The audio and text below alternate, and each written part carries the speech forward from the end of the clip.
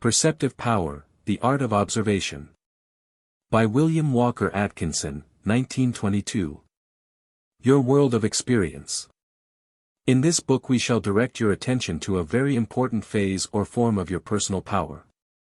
Inasmuch as your personal power is a phase, form, aspect, or mode of the expression and manifestation of that power from which all power directly or indirectly proceeds, it follows that the particular form of power to which we are now proceeding to call your attention is one of the manifold manifestations and expressions of that all power of the universe.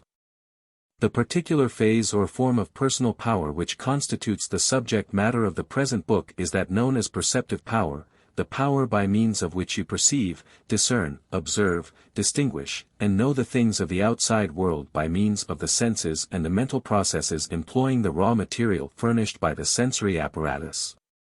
By means of perceptive power you see, hear, feel the impressions received from the outside world. By means of perceptive power you are able not only to know that outside things exist, but also to apprehend them by the intellect, to discern differences between them, and to distinguish one class of things from others. Your percepts, i.e., the products of your perception, furnish the elemental material from which all your concepts, notions, and ideas concerning things are derived, constituted, composed, or made up. Your percepts are the units with which memory, imagination, thought, reason, and judgment build their structures. All mental processes begin with perception, and depend upon it for their material. Around and about you is a wonderful world of things, infinite and inexhaustible in its contents. But within this world is a smaller and far more restricted world, a finite world consisting of the scattered items of material which you have abstracted from that outside world by means of your perceptive power. No matter how great may be that outside world, this inner world represents all that you have perceived and observed of that greater realm. The size, the extent, the limits of that inner world are determined entirely by the degree of perceptive power which you have employed in the task of building up this little mental kingdom within yourself. You are its creator, its ruler, its architect, its builder, the maker of its boundaries. It is as large or as small, as great or as insignificant, as you determine it to be, no more, no less. All that you know, have ever known, or ever will know of the great outside world is comprised in that particular mirrored representation or reflection of portions of it which constitutes your individual world of experience. By experience is meant, the practical knowledge gained by observation or trial, the acquaintance acquired by personal observation or experiment. Your world of experience is your world of actual perception, observation and experiment. Whatever the outside world may or may not be in itself, it is certain that all you know of it is that knowledge gained by your direct or indirect experience and observation of it. This knowledge is originally mirrored upon your mind by perception, the rest is a matter of rational induction or deduction consisting of inference based upon this original material of experience and observation. Your world of experience is your inner world. It is located in your mentality, on the conscious or subconscious planes or fields of your mental being. It is your own, your very own. No other person may enter into it, or dwell within its borders, it is sacred to yourself. It is different from the corresponding inner worlds of all other persons, no two persons possess identical worlds of experience. You, yourself, have created this unique world of experience which is your very own. You, yourself, are still creating it, and will continue to create it so long as you live. You create it with that wonderful tool or instrument which you call the power of perception, that is, you so create its elementary materials which are then worked up and built up into more complex forms by the other faculties of your mind. You are the creator of this world of experience. If you are wise, you will perform your creative work so thoroughly and efficiently that in the end you will be justified in looking upon it and calling it good. Careful analysis of your mental operations, experience, and consciousness will always reveal to you the important fact that you, yourself, are always the beginning, always the center, always the end of your world of experience. From that point of beginning, from that central point, and toward that end, you have proceeded to the creation of your world of experience. You build from the center, outward, your horizon of experience constantly expands as your perceptive vision increases and takes in a greater area of the outside world. Through the glasses and tubes of the telescopes and the microscopes of the senses, you perceive and observe the things of the outside world, and represent them in your own world of experience which abides within yourself, but it is you, yourself, who are always at the observing end of these instruments. We now invite you to consider the processes by means of which you have created this unique world of experience, this inner world which is your very own. Plato well said that the ego is imprisoned in the body like an oyster in his shell. You, yourself, cannot get outside of this shell, at least while you are on this particular plane of existence. You cannot escape from its confining limits and thus secure immediate contact with the outside world and so acquire direct knowledge of its facts and events. On the contrary, you are entirely dependent upon certain channels of communication with that outside world for your reports from it. These reports are then converted by you into the finished material with which you create that mirrored world of representation, your world of experience. If these channels of communication had never been open to you, then you would never have been able to create your world of experience, there would exist no such world of experience for you. In such case, the fact of your own existence would constitute your only item of experience and knowledge. Your oyster shell would never have opened to admit an inflow of the waters in which it is immersed, and you would be unaware even that such waters existed. All that you know, ever have known, or ever can know of the outside world becomes known to you by means of the reports furnished by the channels of communication with the outside world, the channels of the senses. While your higher mental faculties may select from these reports such as they choose, may examine, combine and arrange them in logical classification, may draw inferences from them so as to learn the unknown from the known, may store them in memory, and rearrange them in the form of mental pictures of the imagination, yet, at the last, you will find that in these reports of the senses you have your only possible, raw materials of knowledge. Upon the strength, clearness, and truth of these reports, as well as upon their number and variety, depend the particular degree and character of knowledge and experience possible of acquirement by you. The I am I, which is yourself, is constantly receiving a stream of messages and experiences from the outside world. It is well within the facts of the case to compare that I am I, which is yourself, to the managing editor of a great metropolitan newspaper, seated at his desk, receiving from all parts of the world a multitude of messages of all kinds which give him the news of the day from which he makes up the next issue of his paper. From this point of the compass, and from that one, pour in the messages, he receives them all. Some of these messages he discards as non-essential and uninteresting, some he bids his assistants to abridge, discarding a portion while retaining the rest, some he accepts in their entirety, to others he adds previously received details, some are headlined by him in accordance with the traditional policy of his journal, others he bids his editorial helpers to employ as premises from which to draw inferences to be expressed in the editorial columns, others are condensed into brief items for the general summary of the news of the day. He is not actually in the outside world in which these events are happening, he remains seated at his desk, receiving the messages from that outside world, and from these messages he is creating and building up a mirrored world, a representative, symbolic world which takes form in the printed newspaper. You are in a position very similar to that of this managing editor. You, yourself, the I am I element of yourself, are safely sheltered in the inner chamber of your being. Your I am I is not present in the outside world, it is present only at the center of your consciousness, your inner world which is a mirrored representation of the world external to itself. All that your I am I knows of that outer world it knows by reason of the sensory messages received from it. This thought may never have occurred to you, but it is a fact that the only world you really know is this inner world of experience which you have created for yourself from the reports received through the sense channels from the actual outer world.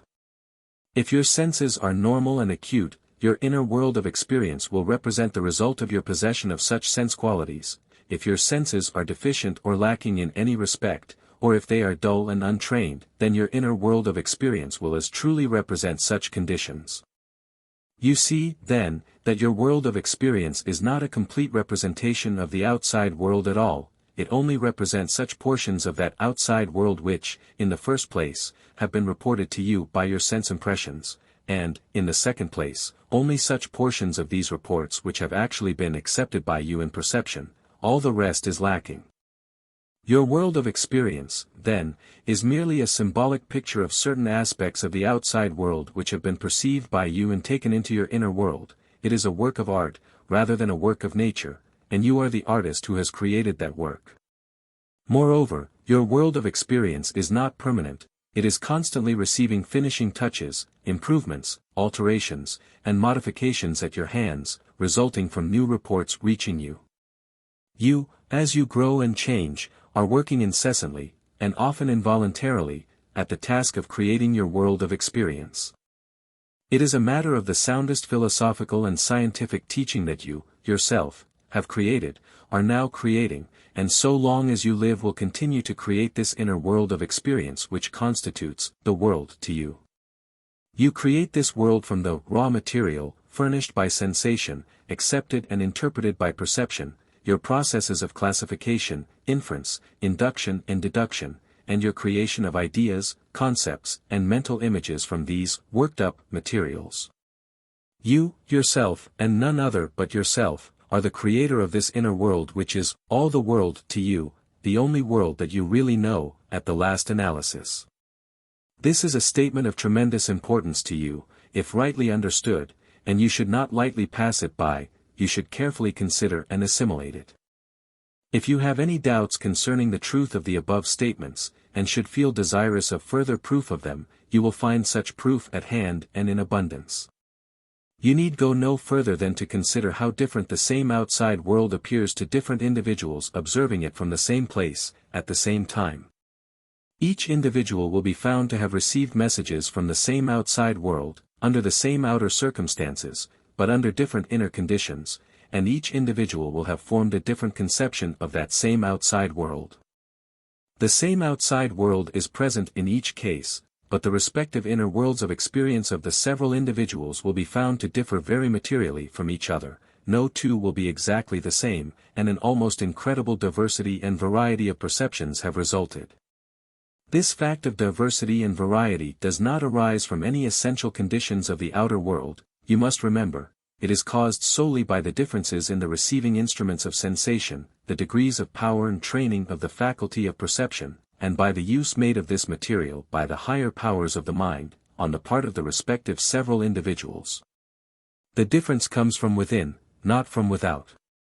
But here we wish to impress upon your mind a very important fact, namely, the fact that the powers of perception, observation and attention, those powers which by their varying degrees of perfection cause the differences to which we have directed your attention, are capable of training, development and cultivation. They respond readily to the proper methods employed for such purposes, and pay large returns for the investment of time and patience bestowed upon such tasks. It is a mistake to imagine that such powers are possible only to those who are born with it. It is an error to regard them as akin to the shape of the nose which is born with one, and which never can be altered or improved or exchanged for another more in accord with one's wishes. On the contrary, there are no mental powers which respond more readily to training, development and cultivation than do these very ones now under consideration by us. By means of approved scientific methods, not only weak faculties of this class may be developed into strong ones, inefficient ones into efficient ones, but even those which are considered reasonably strong and efficient may be made still stronger and still more efficient. Very few persons have done more than merely to begin to employ the full inherent powers of these faculties. Most of us are content if we find ourselves in the class of the average. In such respects, we little dream of the wonderful possibilities ahead of us in this direction. Here and there, however, are found thoughtful persons who are advocating the employment of methods of cultivating these faculties in the young, as an important part of their education. These wise men and women very properly hold that such education would enable the child to learn by observation and the scientific employment of the powers of attention, far more effectively than by simply committing to memory the mass of book knowledge, which constitutes so large a part of the average modern education. That such training, development, and cultivation is well worth while to you will be apparent when you stop to consider that through these mental faculties in question you receive every constituent of your entire world of experience, that from such raw materials you obtain the only possible basis for your thoughts, your feelings, and your actions. If you seek a life rich in experience, in knowledge, in effective action, and in the highest emotional feeling, you will do well to begin here at the stage of the acquirement of these raw materials of knowledge, which are also the raw materials of all conscious experience and its expression. These raw materials are the bricks, the stone, the timbers from which the structures of our world of experience must be constructed. Moreover, they constitute also the ground upon which these structures are erected, the background, the scenery, the solid earth underfoot, and the blue skies above that world of experience. You are a creator of this world within, whether or not you desire to be. You are creating, you must create, a world of experience of some kind or character, and some degree of efficiency and merit. You cannot avoid the task. This being so, can you escape the conviction that it is your duty toward yourself, toward your fellows, toward the power which brought you into being, to build that world as well, as effectively, as beautifully, and as magnificently as lies within you so to do? It has well been said that, by their works they shall be known. This world of experience is one of the greatest of your works, it is the work upon which much of your other works depend. Therefore, it is the standard and measure by which you are to be judged, by others as well as by yourself. By it you shall be known, see to it that you are known well and favorably. Perceptive Power, the Art of Observation. By William Walker Atkinson, 1922. Consciousness and Sensation. Consciousness is one of the greatest mysteries of your being. You know perfectly well what it is to experience consciousness, but you know this largely by reason of its difference from unconsciousness. You find it almost impossible to define it satisfactorily, though you have not the slightest difficulty in distinguishing it from unconsciousness. It is unique, it is different from anything else of which you have knowledge or experience, this because it is only by means of it that you have any knowledge or experience of anything else. There are no other terms synonymous with it. If you seek to define it at all, you must employ the terms of consciousness in order to attempt the definition.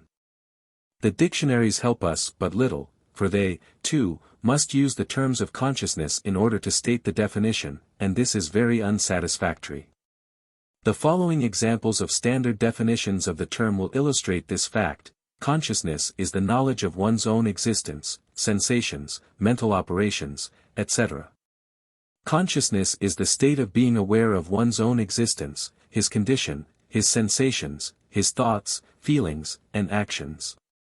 Consciousness is that indefinable characteristic of mental states which causes us to be aware of them. From the position of strict logical thought, consciousness is incapable of definition, because there is nothing else except its negation, i.e., unconsciousness, with which to compare it.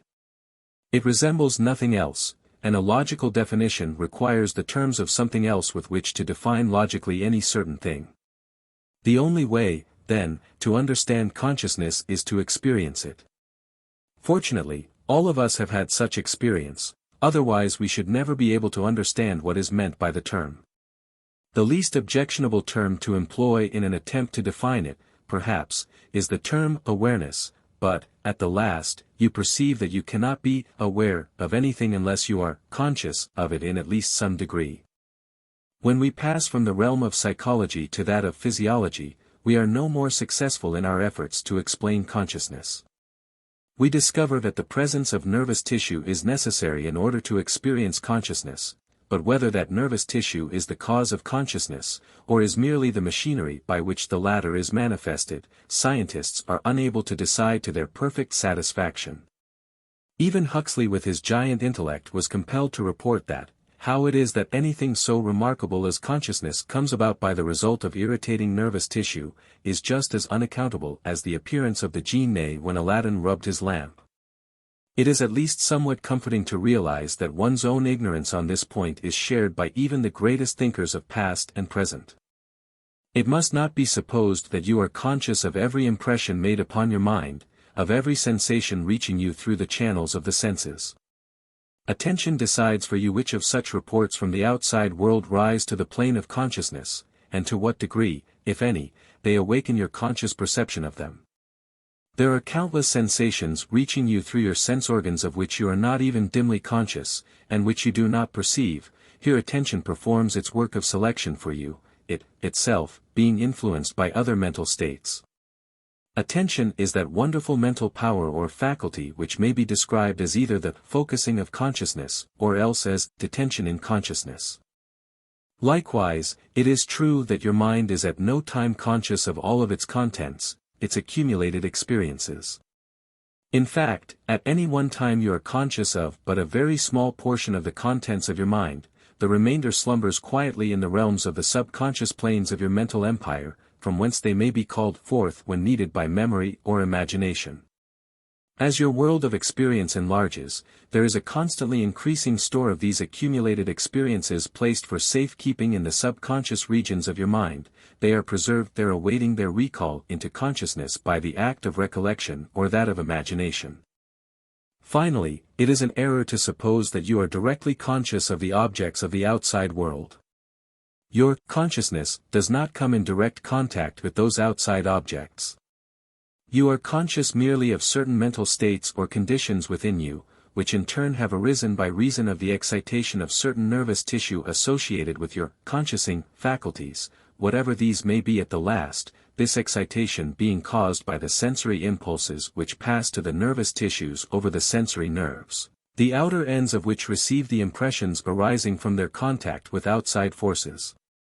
For instance, when you see the pages of this book, you are merely perceiving the existence of these mental states arising from the excitation of certain nervous tissue connected with your optic nerves.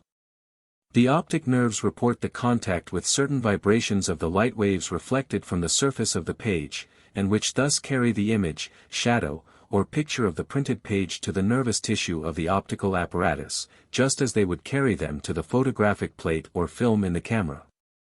There is a distinction here, however, one which makes all the difference in the world. While both the photographic plate and the retina of your eye alike register the light waves and thus produce the image, picture, or shadow of the outside thing, nevertheless the photographic plate is unconscious of it, it has nothing with which to do the consciousing. On the contrary, your mind is conscious of it, for it has something which conscious and becomes aware of such reports.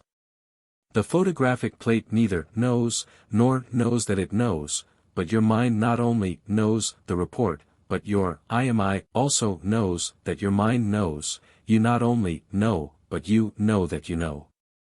This is more than a play on words, it represents an important fact of conscious experience. That there is something in the outside world, the world external to our minds, we know. Even the quite clever metaphysical reasoning of certain extreme subjective idealists fails to shake our fundamental belief that something exists outside of our own mental world. But just what that something really is, philosophers inform us we shall never know. They tell us that we have nothing to know it with. All that we can directly know is our mental pictures, representations, or photographs of that something outside, which, as you have seen, are transmitted through our sense apparatus. Profound philosophers hold that naught but an omniscient mind possibly can know the outside world in itself. What it is in itself equals that which it is known to be by and to such infinite mind. Our world of experience, then, is but the mind's symbolic representation of the something outside, of that universe as it is in itself, and as an omniscient mind does, or would, know it to be in its ultimate verity. At the best, our mental picture of it is but symbolic and approximate. Its degree of verity depends upon the effectiveness and efficiency of our mental photography, and this, in turn, depends upon the quality and efficient employment of our mental photographic apparatus. This has led certain schools of philosophy and psychology to assert as an axiom the following statement: the total content of consciousness is of sense origin, the higher activities of mind, as well as the lower, are results left by the impressions originally made upon the mind by external objects, through sensations. Our sensations are our elementary modes of being conscious, our elementary elements of experience, which are conditioned upon some of our organs of sense. Psychology informs us that the redness of the brick, or of the rose, is not in those objects themselves, but is within ourselves. It says that, the redness, as you call it, is a question of relation between your optic nerve and the light waves which it is unable to absorb. In a lesser light, the redness will be purple, at night, it will be black, a very little deviation from normal vision on your part, i.e., color blindness, would make it green.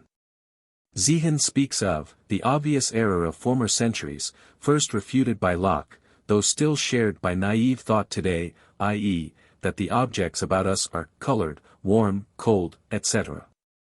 The nervous apparatus selects only certain motions of matter or of ether, which they transform into that form of nerve excitation with which they are familiar. It is only this nerve excitation which we perceive as red, warm, or hard.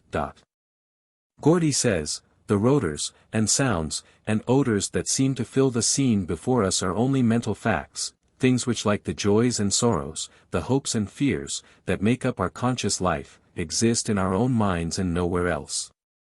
When we follow in imagination the vibrations of air radiating from the singing birds in every direction, and the waves of light radiating from the leaves of the trees, we are forced to conclude that leaves, songs of birds, blossoms, flowers are only exciting causes of effects which appear in our conscious life as sensations.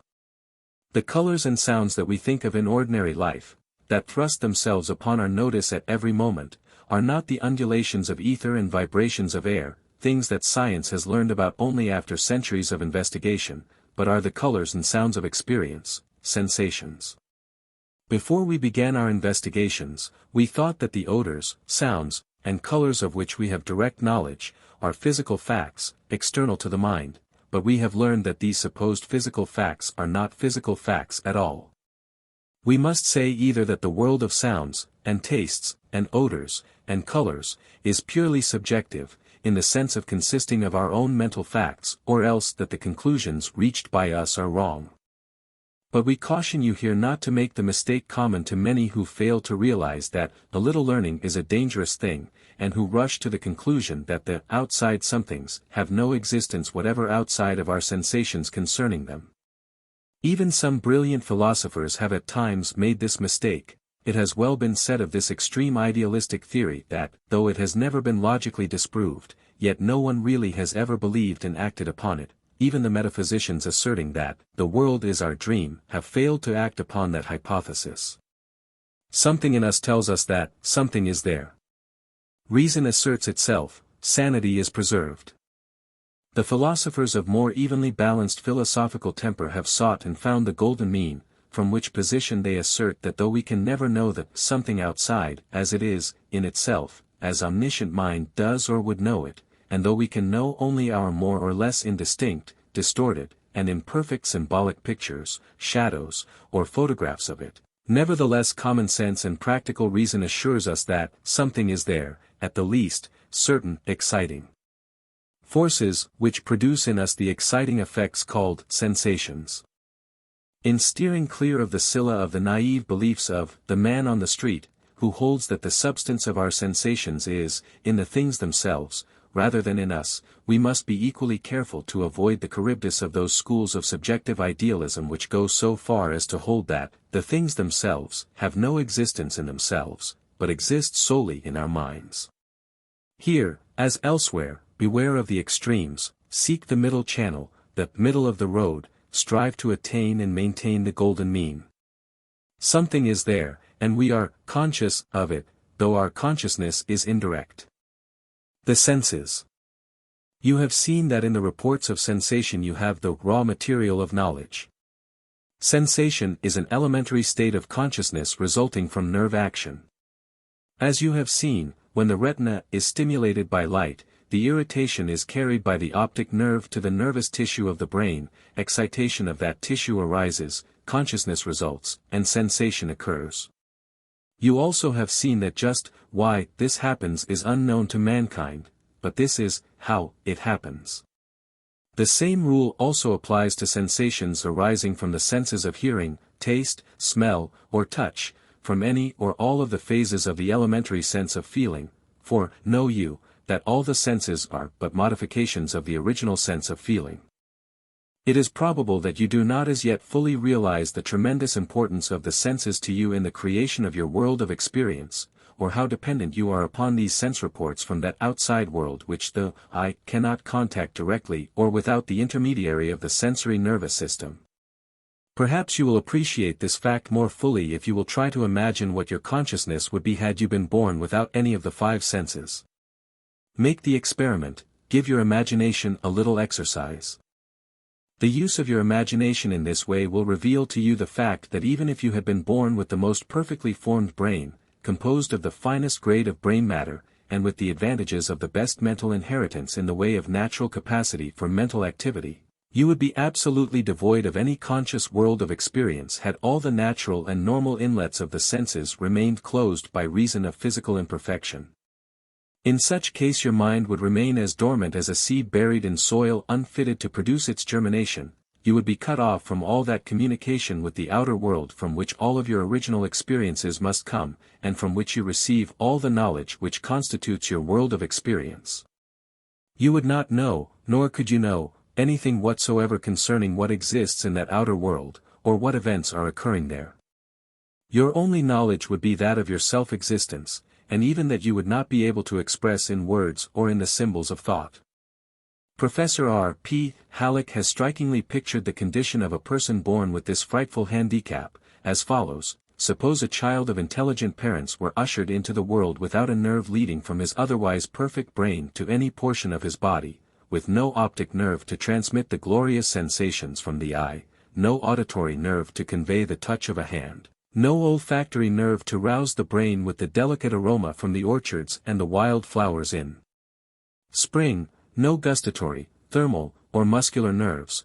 Could such a child live, as the years rolled on, the books of Shakespeare and of Milton would be opened in vain before the child's eyes. The wisest men might talk to him with utmost eloquence, all to no purpose. Nature could not whisper one of her inspiring truths into his deaf ear, could not light up that dark mind with a picture of the rainbow or of a human face. No matter how perfect might be the child's brain and his inherited capacity for mental activities, his faculties would remain for this life shrouded in Egyptian darkness. Perception could give memory nothing to retain, and thought could not weave her matchless fabrics without materials.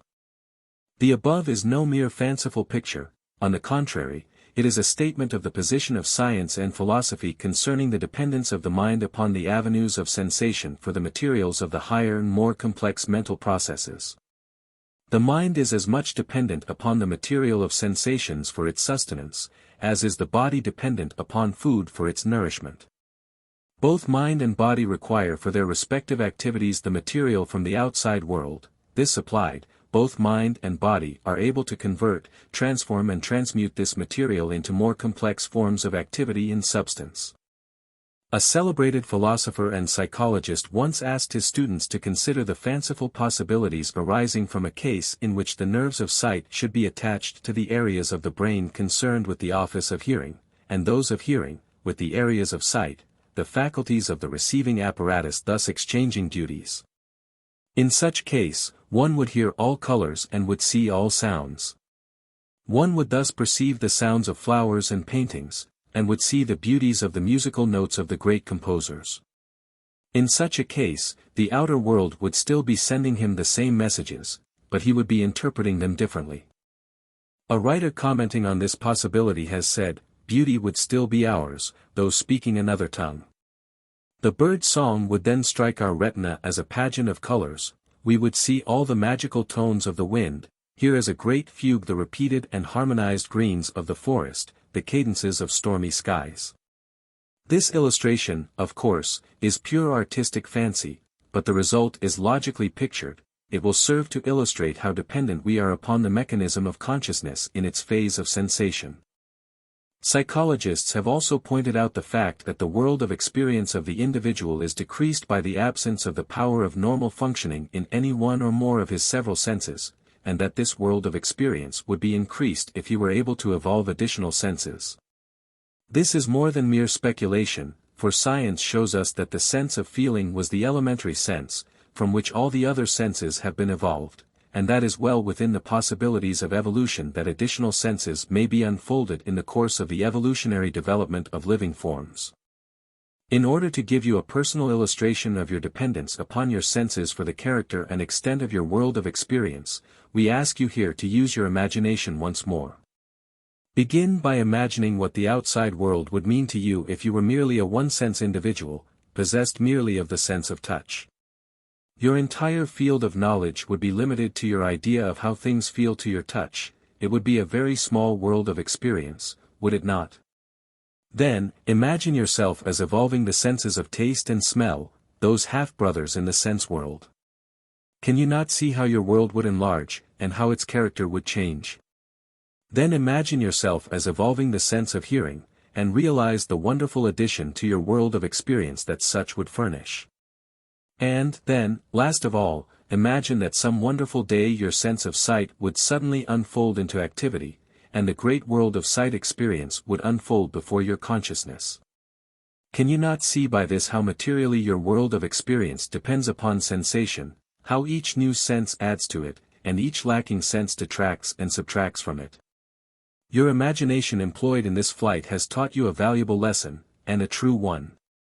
In the same way, you will see that the possession of an additional sense, a sense as yet not evolved by man, would enable you to know the world in an entirely new way. There are undoubtedly properties in material objects of which you remain in total ignorance solely by reason of the absence of appropriate senses through which to become aware of them. Even as it is, you are able to hear only a small portion of the vibrations of sound, or to see only a small portion of the waves of light. Instruments invented by science are able to catch and record sound waves and light waves which your senses fail to register. Only a very small proportion of the outer world is really revealed to you through your senses, this because of the fact that your sense instruments are not capable of registering them. A further evolution of your senses would enable you to become aware of an entirely new world of things which exists on all sides of you, but which form no part of your inner world of experience. The microscope, the telescope and other optical instruments show what your normal sight would perceive were your optical mechanism of a higher order. Delicate apparatus reveal sounds which your normal hearing would perceive were your auditory organs of a finer order. Delicate photographic plates register light waves which your eyes perceive not, but which would become apparent to you were your optical mechanism more perfect. These supplementary senses, as these scientific appliances have been called, reveal to you the presence of objects and qualities of objects which are unknown to you when you depend upon your normal sense organs. Moreover, certain of the lower animals have a higher development of certain senses than has man. In fact, some careful thinkers even believe that certain of the lower animals possess senses lacking in man. The far-seeing eye of the eagle and the hawk perceive distant objects invisible to man. Most of the lower animals have preserved that fine and delicate sense of smell which man has lost by disuse in the course of his rise to civilization, and some of the insects undoubtedly hear sounds below the register of the human ear. An additional sense undoubtedly would open up a new world to you. Fancy the result of the development in you of a new sense which would register the waves of electricity or magnetism. In such case you would be able to see, or hear, what is going on at great distances, even on the other side of the globe. Fancy may even picture you possessed of a sense enabling you to become aware of the waves of wireless telegraphy. A sense capable of registering the X-ray waves would enable you to see through a stone wall, and to perceive what is going on inside of a brick house or on the other side of a closed door. A similar extension of your sense of sight might enable you to see what is happening on Mars, or to perceive the life of the microscopic world in the drop of water. If you had appropriate sense instruments, you might even catch the vibrations of the thought activities of others. A telepathic sense certainly would be most interesting and instructive. Scientific imagination has pictured worlds in which living creatures possess 7, 9, 15, or more senses, and this is possible, theoretically, for 17 senses would be really no more wonderful than our 5, though they would seem so to 5-sense creatures. Listen to these statements made by careful thinkers.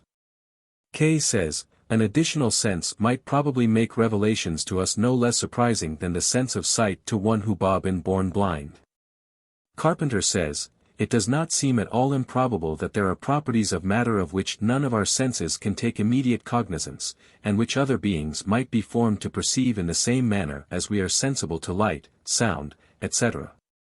Mason says, if a new sense or two were added to the present normal number in man, that which is now the phenomenal world for all of us might, for all we know, burst into something amazingly wider and different, in consequence of the additional revelations through these new senses. Isaac Taylor says, it is not to be thought that the eye of man is the measure of the Creator's power. Has he created nothing which he has not exposed to our senses? The contrary seems much more than barely possible, ought we not to think it almost certain?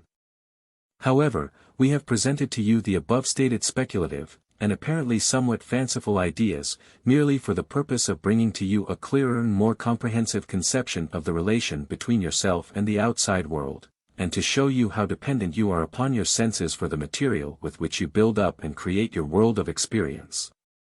We have no desire to urge you to develop new senses, rest assured.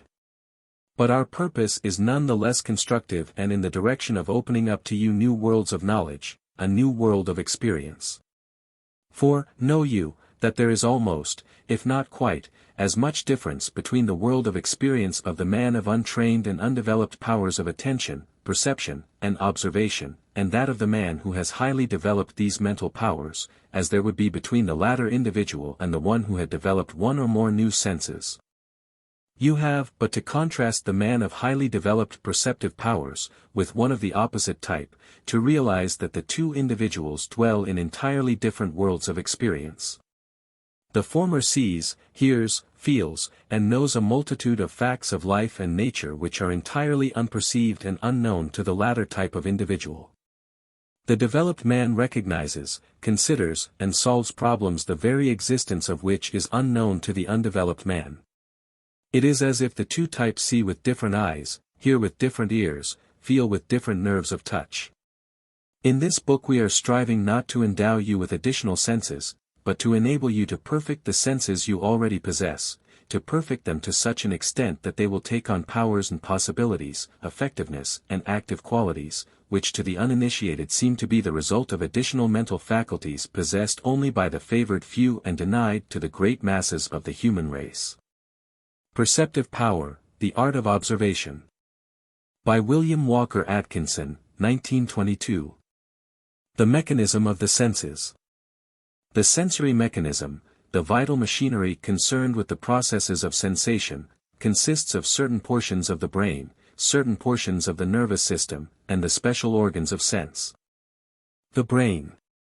What mind, in itself, may be or may not be, whatever may be the ultimate nature of its relation to the brain, we must at least admit that the brain is the physical mechanism through and by means of which the mental processes are performed or manifested.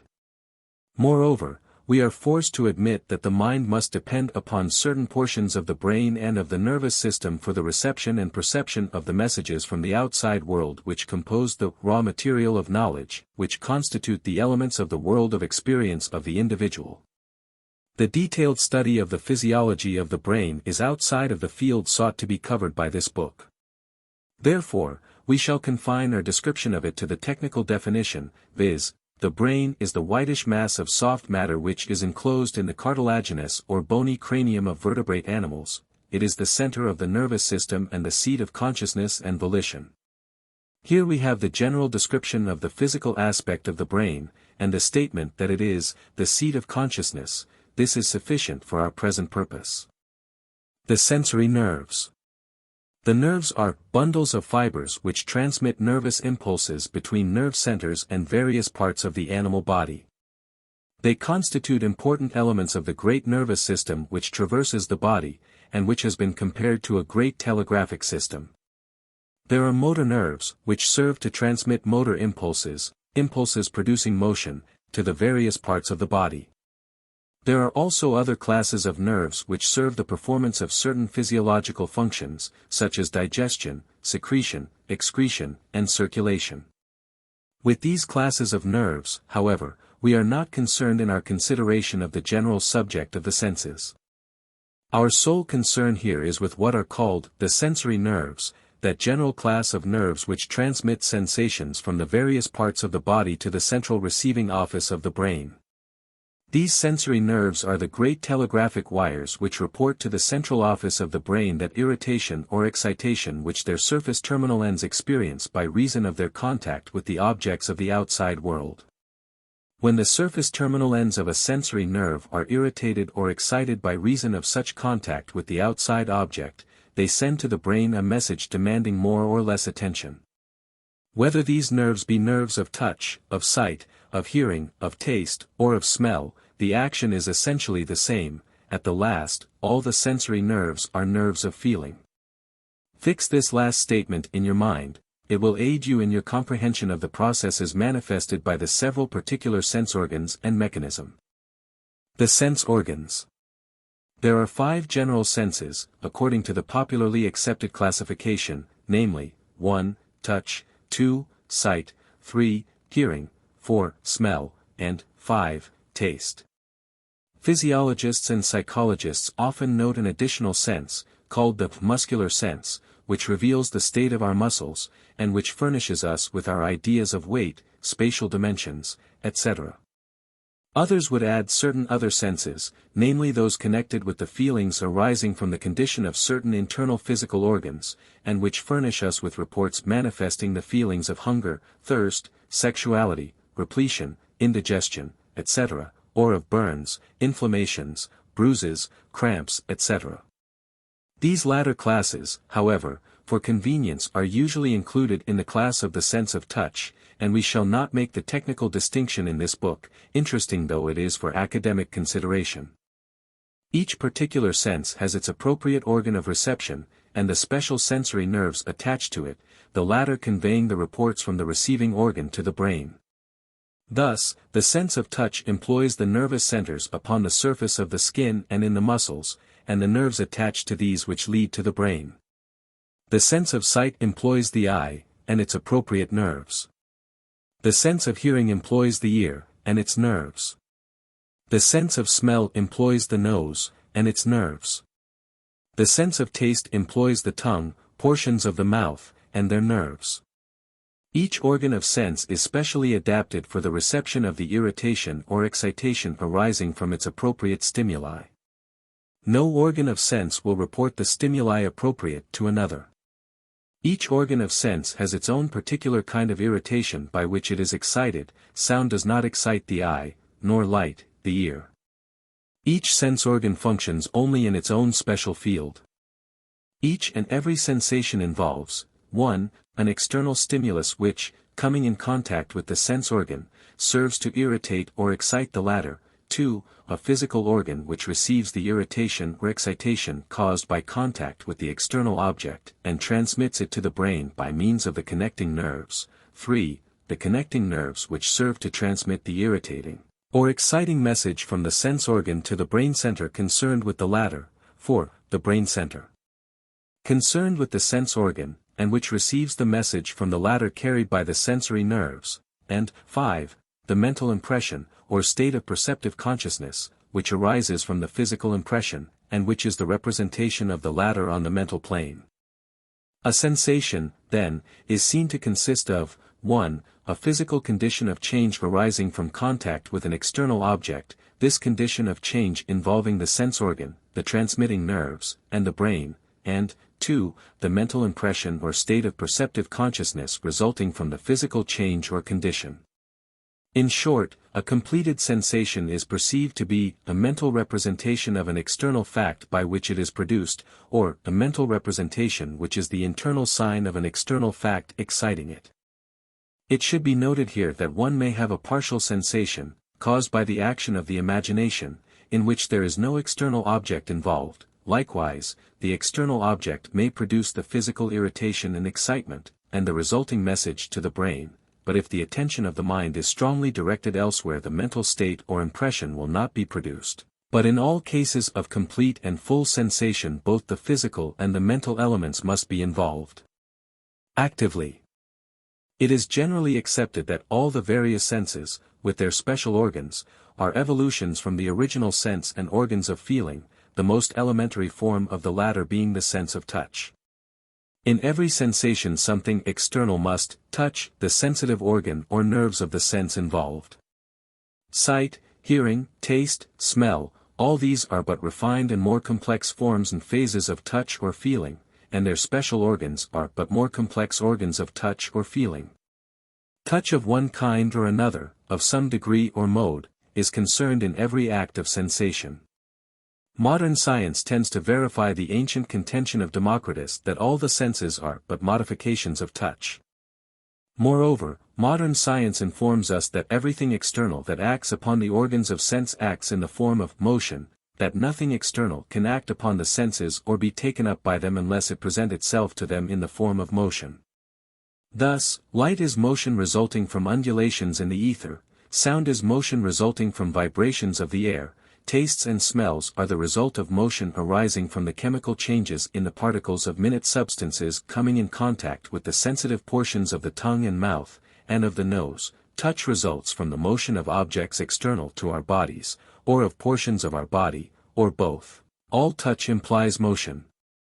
The external world is made manifest to you through your senses only by reason of the motions caused by its energies, these external motions being taken up and continued by your nervous system, and finally brought to the attention and perception of your mind. Science holds that the various nervous actions which result in various sensations must be regarded as definite series of motions. The vibrations from outside yourself accelerate and are transformed into the vibrations within your nervous system, and thus produce sensation. All that is transmitted from an organ of sense to the brain is a particular mode of motion. The particular modes of motion thus transmitted are then variously interpreted by the mind in the process of perception. All this serves once more to bring us to the realization that your world of experience is merely a representation of the outer world, such portion of that outer world which your senses are able to receive and transmit to your mind, there to be interpreted and employed as the raw materials of knowledge. You do not know the outside world directly and immediately, all that you know of it is its reports to you over the channels, and through the medium of your senses. As Helmholtz says, our sensations are for us only symbols of the objects in the external world, and correspond to them only in some such way as written characters or articulate words do to the things they denote.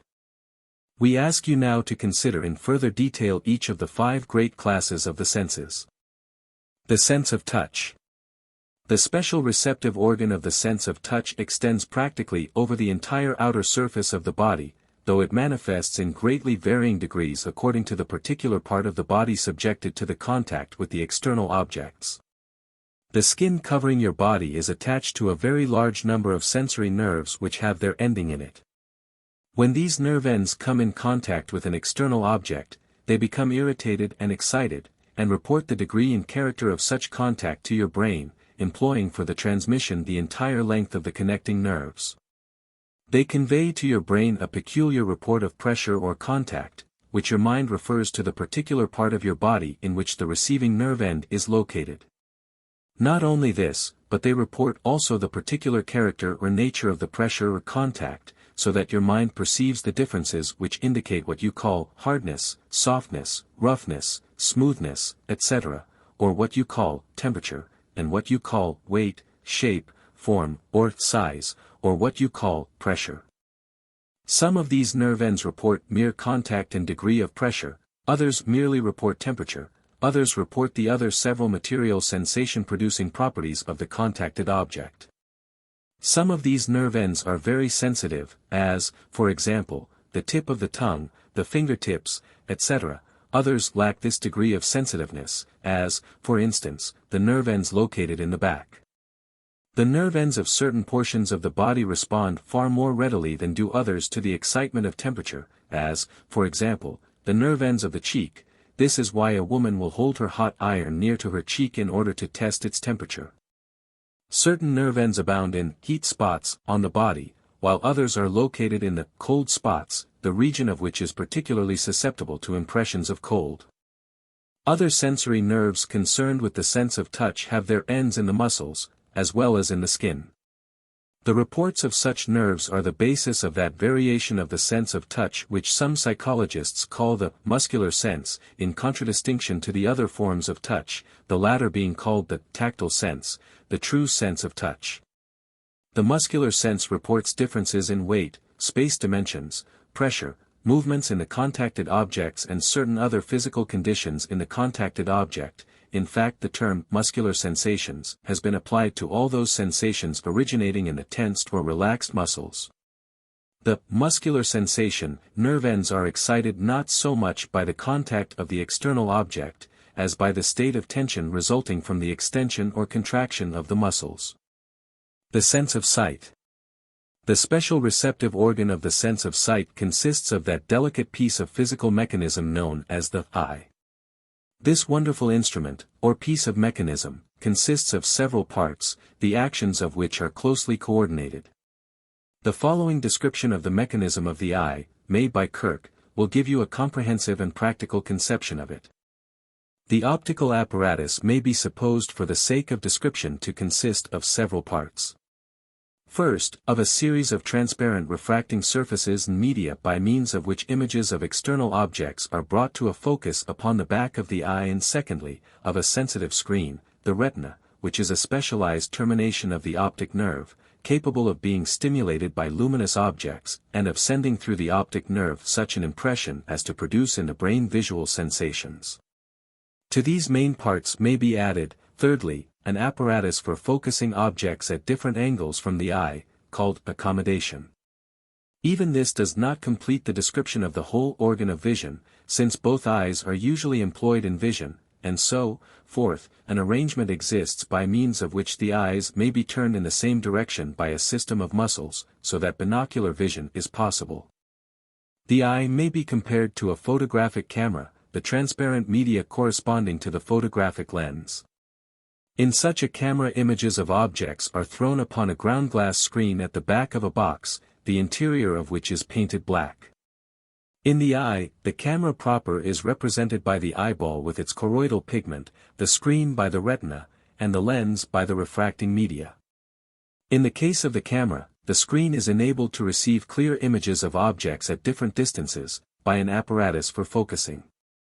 The corresponding apparatus in the eye is the accommodation. The iris, which is capable of allowing more or less light to pass into the eye, corresponds with the different sized diaphragms used in photographic apparatus. But the eye does not really see, the mind is that which actually sees. The eye is merely a miniature natural photographic lens in which the rays of light are focused upon the screen of the retina is irritated and excited by these focused rays, and by means of the optic nerve it transmits this excitement to certain areas of the brain. From these changes in the brain cells of those areas the physical phase of sensation results, the mental phase being performed by the mind, which becomes aware of these brain changes in perception, and thus sees them. Seeing, at the last, is a mental process, but the physical optical apparatus is required in order that the mind may perform it. The sense of hearing. The special receptive organ of the sense of hearing is that delicate piece of physical mechanism known as the ear. The front portion of the internal ear is a labyrinthine cavity, consisting of intricate windings manifesting accurate scientific principles and mechanical arrangement. This cavity is so constructed that it may most effectively convey to the back portion of the internal ear the sound waves reaching it from the external world. These sound waves are vibrations of the air set in motion by some physical activity or change. In the inner part of the ear, at the back of this cavity, there is located the tympanum, or ear drum, which receives the focused sound waves from the cavity, and which thereupon intensifies and adapts them according to scientific mechanical principles. These intensified and adapted sound vibrations are taken up by the ends of the auditory nerve, the excitation of the latter being then transmitted over the length of the auditory nerve to the brain. The mind then becomes consciously aware of the excitement of the auditory nerve, and thus hears the sound. The mind becomes conscious of, and perceives and interprets those qualities and properties of sound which we know as, 1. Pitch, consisting of the comparative number of vibrations, 2. Intensity, or the comparative volume or quantity of the vibrations, 3. Quality, or the special character or nature of the vibrations arising from the character of the agent producing the sound, and 4. Relation, or the comparative degree of harmony or discord, music or noise, resulting from the vibrations. The range of the sense of hearing is limited in human beings to a very narrow scale, there are many sound vibrations which are either too low or too high for us to hear and know, but which are registered by special scientific instruments designed for the purpose. The sense of smell. The special receptive organ of the sense of smell is that more or less efficient piece of physical mechanism known as the nose. The nostrils, or the external openings of the nose, admit the passage of minute portions of material objects, such as gaseous matter, or very small particles of solid matter, the admitted particles, however, consisting principally of tenuous gases thrown off from solid matter or fluids. The cavity of the nostrils is lined with a thin mucous membrane, well filled with the ends of minute olfactory nerves. The minute particles of matter, coming in contact with this delicate mucous membrane, irritate and excite these olfactory nerve ends, and this excitement is transmitted by the olfactory nerves themselves to the brain. The brain excitement awakens conscious attention on the part of the mind, and the mental process of sensation occurs. Some particles of matter excite the olfactory nerves much more than do others. The difference arises from the respective chemical composition of the substances of which the particles consist. Some substances are very penetrating in their action upon these nerves, as, for instance, musk, this because of the fact that they give off a large number of molecules. Other substances possess a strong property of irritation in their action upon these nerves, as, for instance, ammonia, this because of some chemical property strongly affecting the olfactory nerves. The sense of smell is very active and efficient in the lower animals, and in primitive man. In civilized man, however, the sense is believed to have become partially atrophied from disuse resulting from lack of necessity. The sense of taste. The special receptive organ of the sense of taste is that very efficient piece of physical machinery known as the tongue. Certain portions of the mouth also serve as receptive organs of taste. The tongue contains certain tiny cells called taste buds. These are connected with the gustatory nerves, which in turn lead to the brain. When soluble material substances are taken into the mouth, the chemical action of their constituents, coming in contact with the taste buds, sets up an irritation or excitement in the nerve ends connected with them. This excitement is transmitted over the gustatory nerves to the brain, there producing an excitement of which the mind becomes conscious by attention. Taste has been classified by some as follows: 1. Bitter, 2. Sweet, 3. Sour, 4. Salty, 5. Alkaline, 6. Hot, as in the case of pepper, mustard, horseradish, etc., and 7. Acrid, i.e., bitter and hot combined.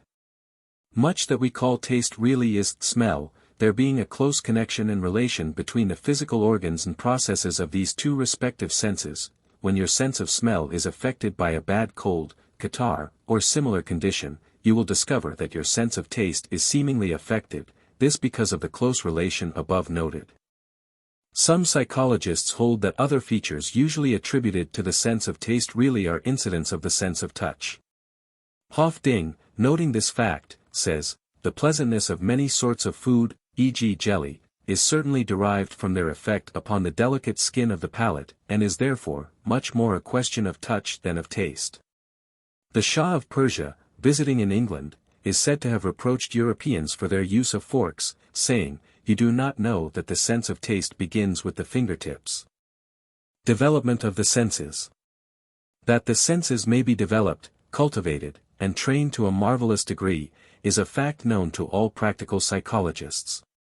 We shall give you specific instances and methods when we consider the subjects of attention, perception and observation. But it must always be remembered by you that such training and development is mental and not physical. It is the mind, and not the body, which senses at the last.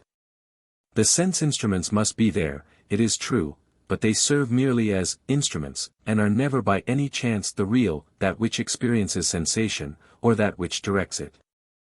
Training and development of the senses, really is training and development of the power of consciousing, by the direct action of the I am I, which is yourself. We need scarcely add that, inasmuch as the senses supply the raw material of knowledge, it follows that your world of knowledge, your world of experience is greatly enlarged and enriched by the scientific training and development of your senses, and by their rational culture. With the proper kind and quantity of the raw materials, the finished product must be more satisfactory in quantity and in quality. This is self-evident. Perceptive Power, the Art of Observation. By William Walker Atkinson, 1922. Perception and Discernment. Perception is the faculty, or act, or consciousness whereby it apprehends, comprehends, or takes cognizance of the reports of the senses reaching it in the form of sensation. James defines it as the consciousness of particular material things present to sense. It is that power or faculty of the mind by means of which the latter interprets the raw materials of thought furnished through sensation. Discernment is perception intelligently applied and consciously directed. You will remember that in completed sensation the final stage is that mental state arising from the consciousness of the physical impression upon the brain substance derived from the excitation of the sensory nerves. It is the mental representation of the physical impression. This mental state also constitutes the elemental and primary stage of perception. The higher and more complex manifestations of perception involve the exercise of memory, association, and a certain degree of reasoning power. Perception, aided by the other mental faculties to some extent, gives to you your first real knowledge of the outside world. You will also remember that not all sensations are received in consciousness, not all are perceived by the mind, as a fact, but a comparatively small number of your sensations are so perceived. Moreover, in simple perception there is but a comparatively slight apprehension or cognizance, but a slight knowing, of the object perceived. It is only when voluntary attention begins more actively to manifest its powers that your real knowing actually begins. While perception depends upon the senses for its raw materials, it relies for its fuller manifestation upon thought in some degree or form. Perception, then, may be regarded as the thought arising from the feeling of sensation. Sensation is feeling, perception is the beginning of thought. Sensation brings to you the feeling of the things of the outside world. Perception interprets this feeling by identifying it with the outside thing arousing that feeling, and referring it to that outside thing. From perception all of your higher mental states arise. The processes of perception are as follows. 1. Attention causing consciousness to become aware of the definite sensation arising from indefinite nervous excitement. 2.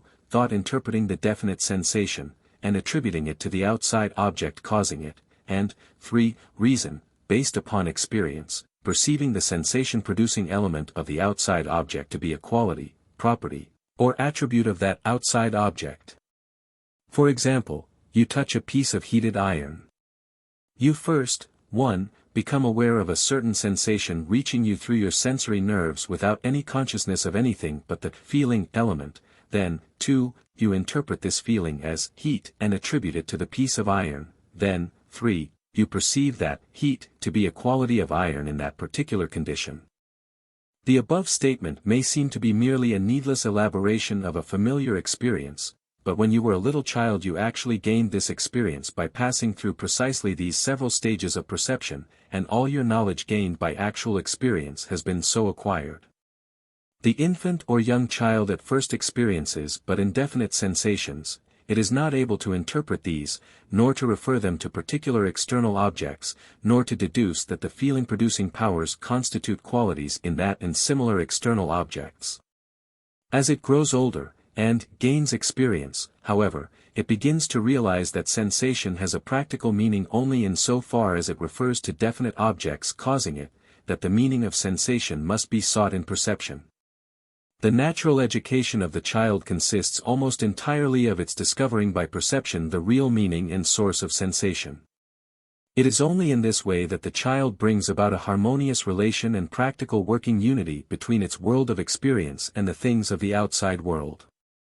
Perception, then, is seen to consist of your power to apprehend and cognize the qualities and relations of outside things reported by sensation. The greater the extent of your discovery of such qualities and relations, the greater is the degree of practical knowledge and experience possessed by you. Your entire stock of knowledge is built up in this way, this because all that your mind is able to know about the things of the outside world is the knowledge of the characteristic qualities and relations of those things. When you define a thing, you but state its qualities and its relations, and such qualities and relations are known to you only by means of perception. To know all the qualities and relations of a thing is equivalent to knowing fully the nature or character of that thing, at least so far as human knowledge is capable of full knowledge of anything.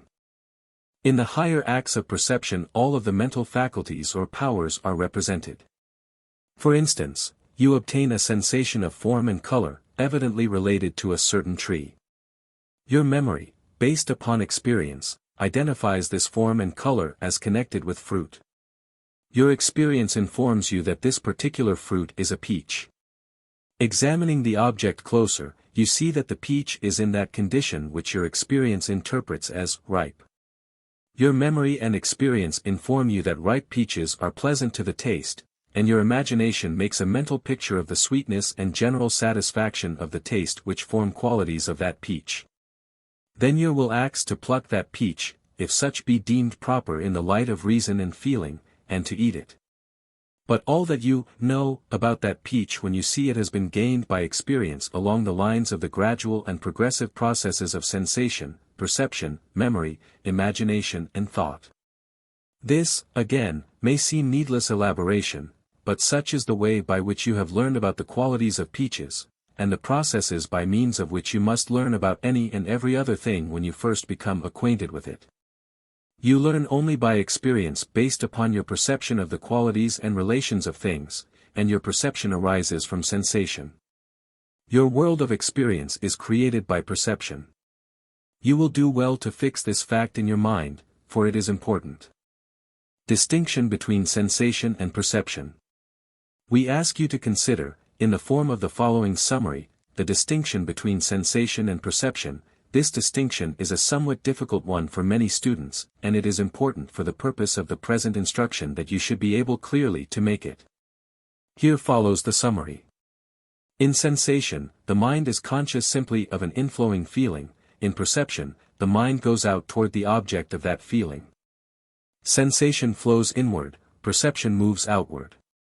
In sensation, the mind is passive, in perception, the mind is active. Sensation necessarily implies neither the belief in nor the conviction of the existence of an outside object. The infant's early experiences show this plainly. Perception necessarily implies a belief in and conviction of the existence of an outside object causing sensation. Sensation is concerned merely with inner mental states, perception involves also the recognition of outer things. Sensation requires merely consciousness, perception requires thought directed toward an outside object. Sensation knows only the inner feeling giving rise to it, perception knows also the outside thing which causes the inner feeling.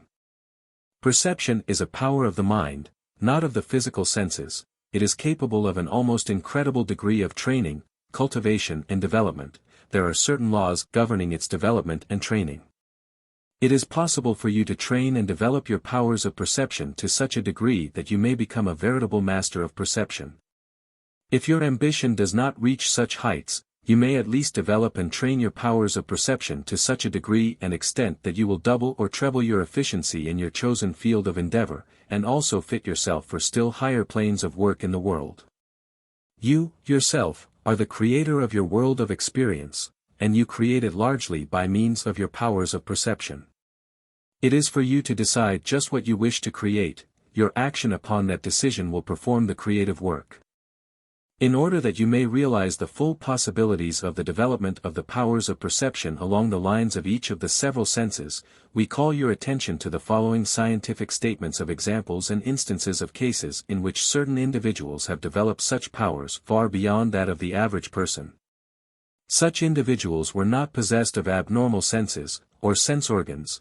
Their sense organs were probably no more efficient than are yours, but their mental powers of perception had been so trained and developed as to cause them to appear to be gifted with abnormal powers. Visual perception. The mental power of perception of the impressions received through the sense of sight is capable of extraordinary improvement by training. This improvement, and the training which produces it, proceeds along three general lines, viz. 1.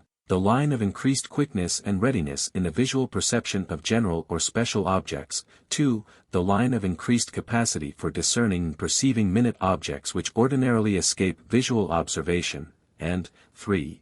The line of increased powers of discriminating and perceiving the subtle and slight differences of form, size, color, and general composition or arrangement of parts in the objects observed.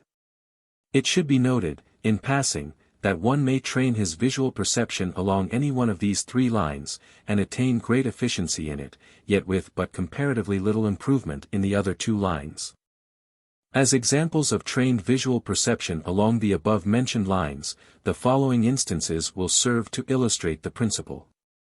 Hodin, who had developed marvelous powers of visual perception, once said, "I can safely assert that a lady seeing another pass at full speed in a carriage will have time to analyze her toilette from her bonnet to her shoes, and be able to describe not only the fashion and quality of the stuffs, but also to say whether the lace be real or only machine-made. I have known ladies to do this." Hodin, himself, acquired by practice and self-training the faculty of being able to pass rapidly before a shop window, bestowing but one full glance upon its contents, and then, when out of sight of the window, correctly to call off or write down a complete list of the window's contents, including even the merest trifles there displayed. Not only this, but he also taught his assistants to perform the same feat as a preparation for respective careers as conjurers. Celebrated artists have won wagers by painting satisfactory portraits of persons upon whom they had bestowed but a single though comprehensive glance. Noted scholars have acquired by practice the art of reading long sentences, paragraphs, or portions of printed pages at a single glance. In fact, many students are able to read a whole line of a printed column at a glance, after but slight practice.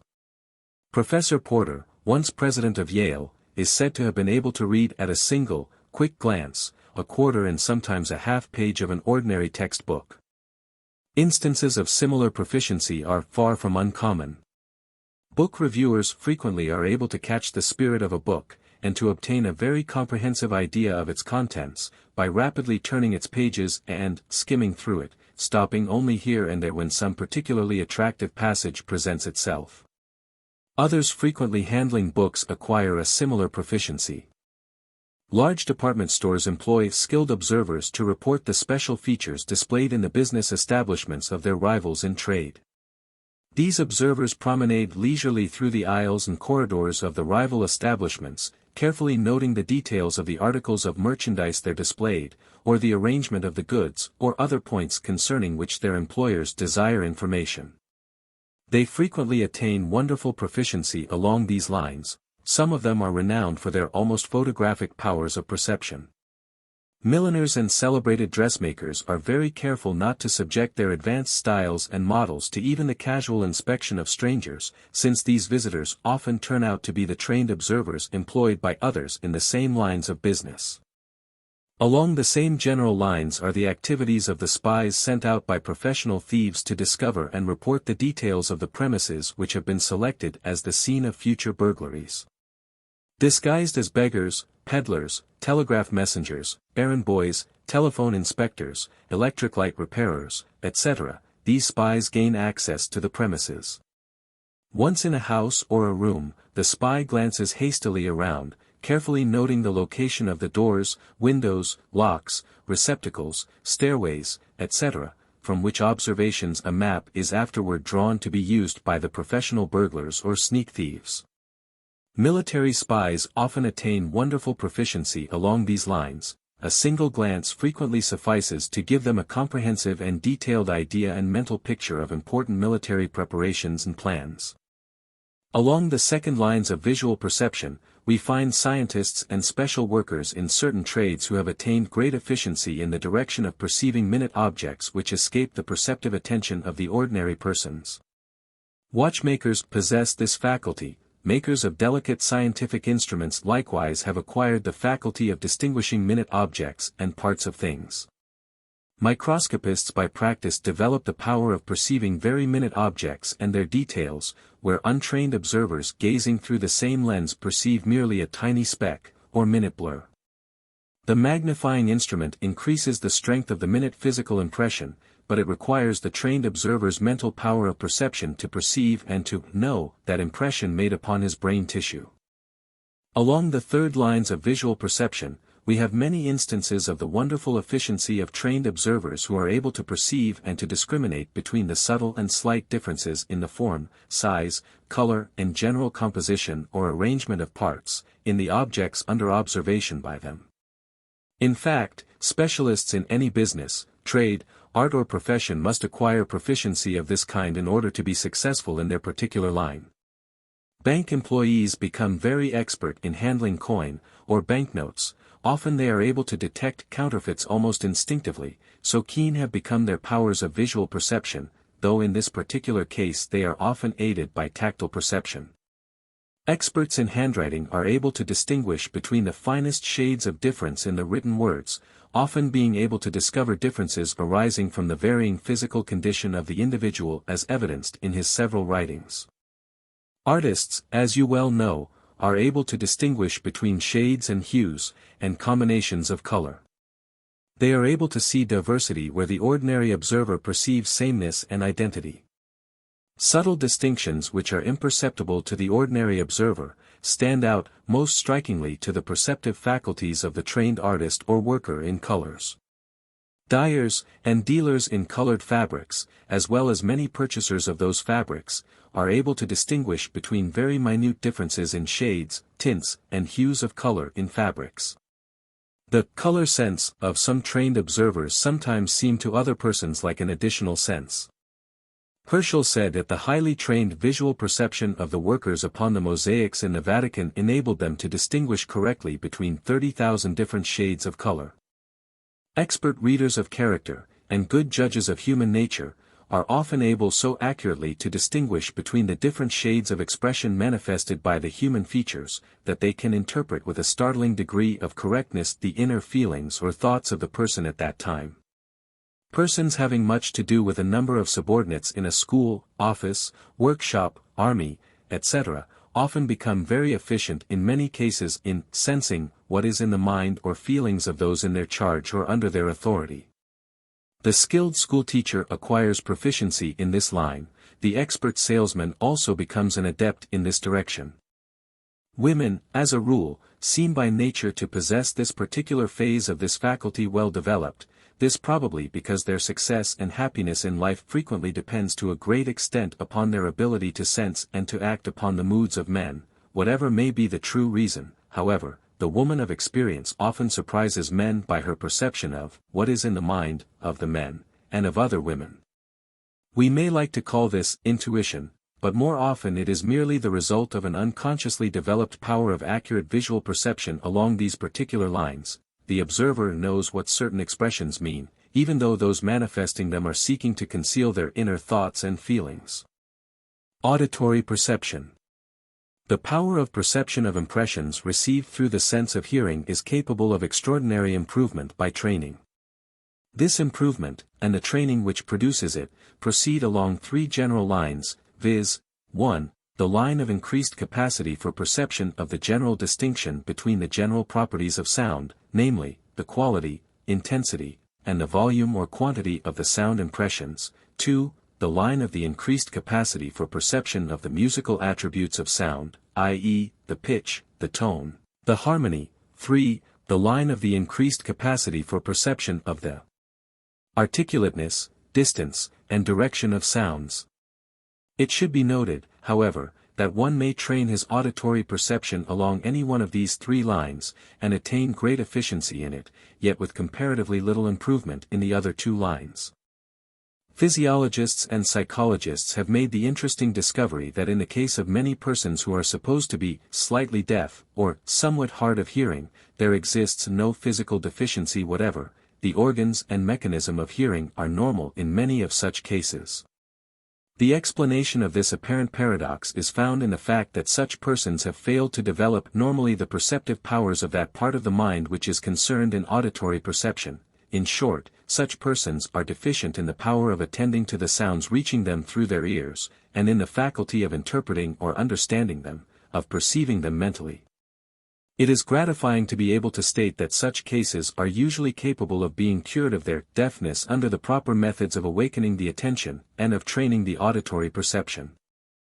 In this connection, it is interesting to note the cases of persons who seem to be deficient in hearing ordinary conversation, but who will very quickly and distinctly hear even the slightest whisper of the voices of persons who are discussing the careless hearer, i.e., making personal remarks concerning him or her. Here we have a familiar example of the result of the failure to employ attention, and the marked improvement when attention is actually employed. As Harvey said, that one half of the deafness that exists is the result of inattention, cannot be doubted. Some old women who experience much difficulty in hearing ordinary conversation, and complain that they are hard of hearing, will be found to be very keen in hearing a bit of whispered gossip, or the low-toned criticisms of themselves on the part of others. Attention follows interest, in such cases, and perception follows attention. It is generally held that auditory perception is more susceptible of education, cultivation and development, and may be more easily and effectively trained than any other form of perception. You may witness on all sides many convincing illustrative examples of its possibilities in this direction. The blind depend upon this highly developed perceptive faculty to a great extent. They can walk easily through a crowded thoroughfare guided only by the sounds perceived and interpreted by them, but of which the normal individual will not be aware. They can tell when they are passing a stationary object, such as a lamppost, and frequently they can discriminate between a standing man and a lamppost by means of the difference in the reverberations of the sound of their own footsteps received through the ear and interpreted by perception. They readily distinguish between the respective rumbles of the different streetcars, and can inform you to what particular car line the passing car belongs. We have known cases in which the blind man has been able correctly to inform us of the size and type of a passing automobile. Likewise, blind persons usually can distinguish between an empty room and one in which another person happens to be, all by means of their keen perception of sounds. The savage, by placing his ear upon the ground, often is able to perceive the approach of men or wild animals, frequently displaying an almost incredible degree of perceptive power in this direction. The director of a large orchestra usually can detect even the slightest failure or mistake in time or tune on the part of one of the many instruments under his direction, and to point unerringly to the guilty performer. Skilled musicians will perceive and shudder at slight inharmonies or similar imperfections occurring during the rendition of some complicated and technical number by a large orchestra, while others are totally unaware of any such occurrence. There are persons who truthfully may be said never to forget a voice once heard, even though years have elapsed. We have known persons who could pick out the sound of a particular footstep from among many others echoing along the corridor of a large building. It is said that a mother sheep can distinguish the bleat of her own lamb from that of scores of other lambs in the flock. Young animals usually can unerringly recognize the sound of the voice of the mother. It is a poor chick which cannot recognize the cluck of its own hen. Human mothers frequently can distinguish the wail of their own particular infants from those of others in the same building. We witnessed a test of this several years ago, in which the blindfolded mothers, almost without exception, moved directly toward the right crying infant. Telegraphers know the difference between the sounds of the respective messages sent by different operators. They can usually name the particular operator, provided that they have had time to become acquainted with his manner of sending. Engineers and operatives in a railroad yard can distinguish between the different whistles of a large number of locomotives. Old steamboat men frequently know the whistles of every steamboat on the river, and many boys living on the shores are equally proficient in this respect.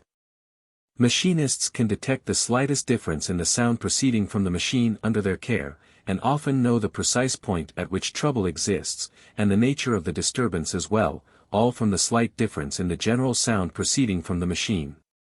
It is a very inattentive man who cannot distinguish between the rings of his own telephone or door-bell, and that of his neighbor. Instances and illustrations of this kind might be multiplied almost indefinitely, but the principle involved is the same in all such cases. This principle is, auditory perception is developed by attention and practice, and attention is stimulated by interest or self-interest. Gustatory perception. The power of perception of impressions received through the sense of taste is capable of extraordinary improvement by training. Unfortunately, however, but few persons consider it worth while to cultivate the sense of taste scientifically, except the few who make gods of their stomachs, and who live to eat instead of eating to live. Kay says, there can be no doubt that if this sense, taste, were properly trained and directed, instead of being, as it generally is, led astray or perverted by excessive indulgence, it would be a much more reliable guide than it is at present. Professor G. Wilson says, we eat what we should not eat, drink what we should not drink, eat too much of what we may eat, and drink too much of what we may drink.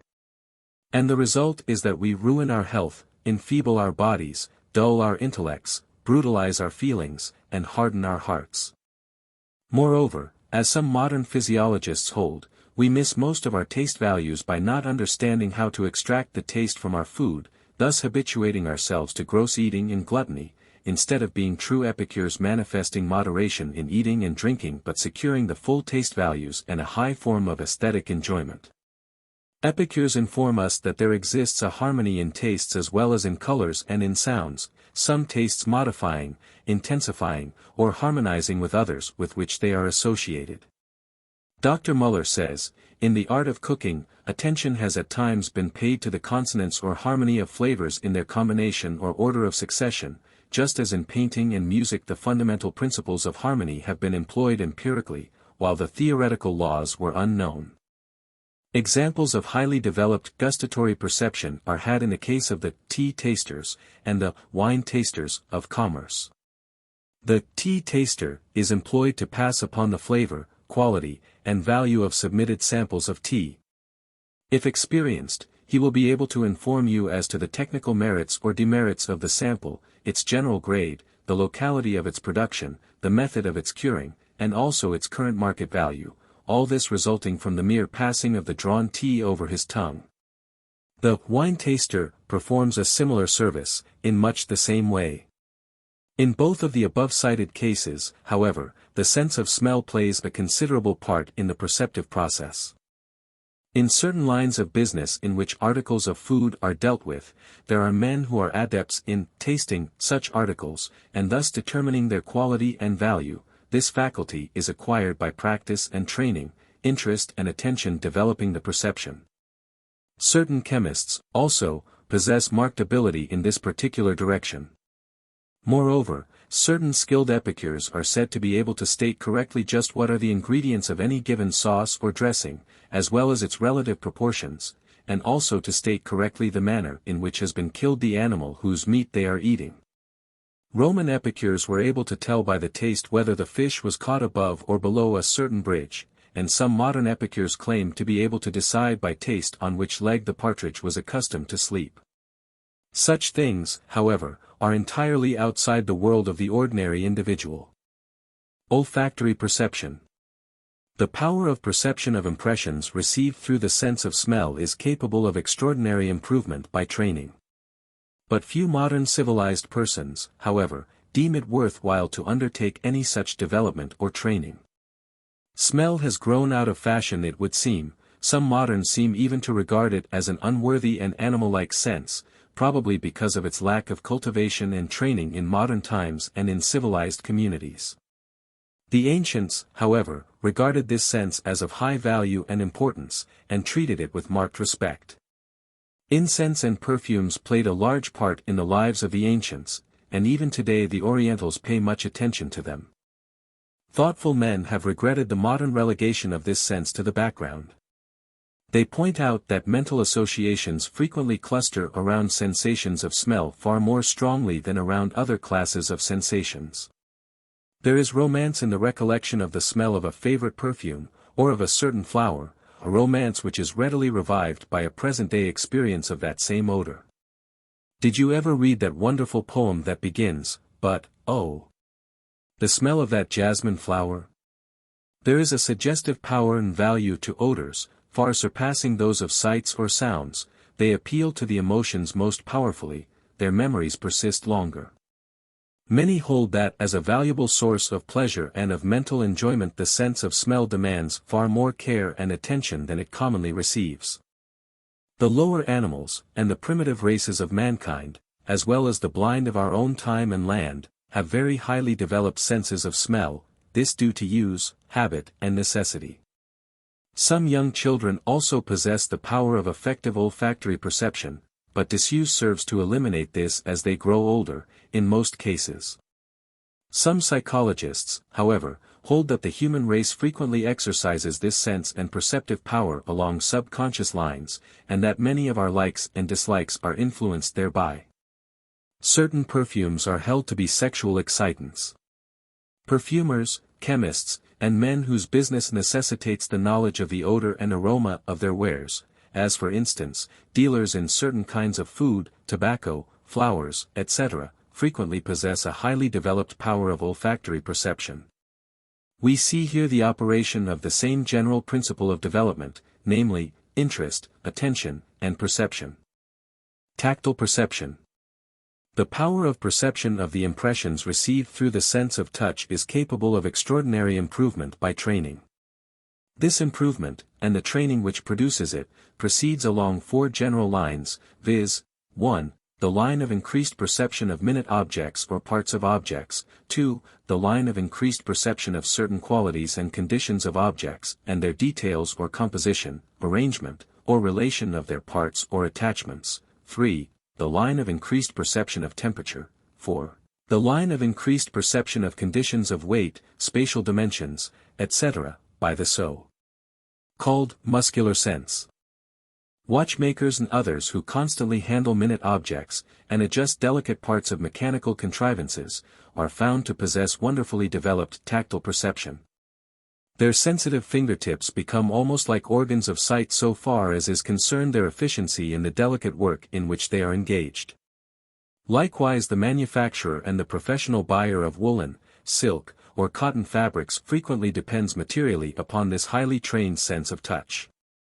Wool sorters instantly grade the wool passing through their hands, and wool buyers depend upon the same sense in deciding the value of the materials under examination.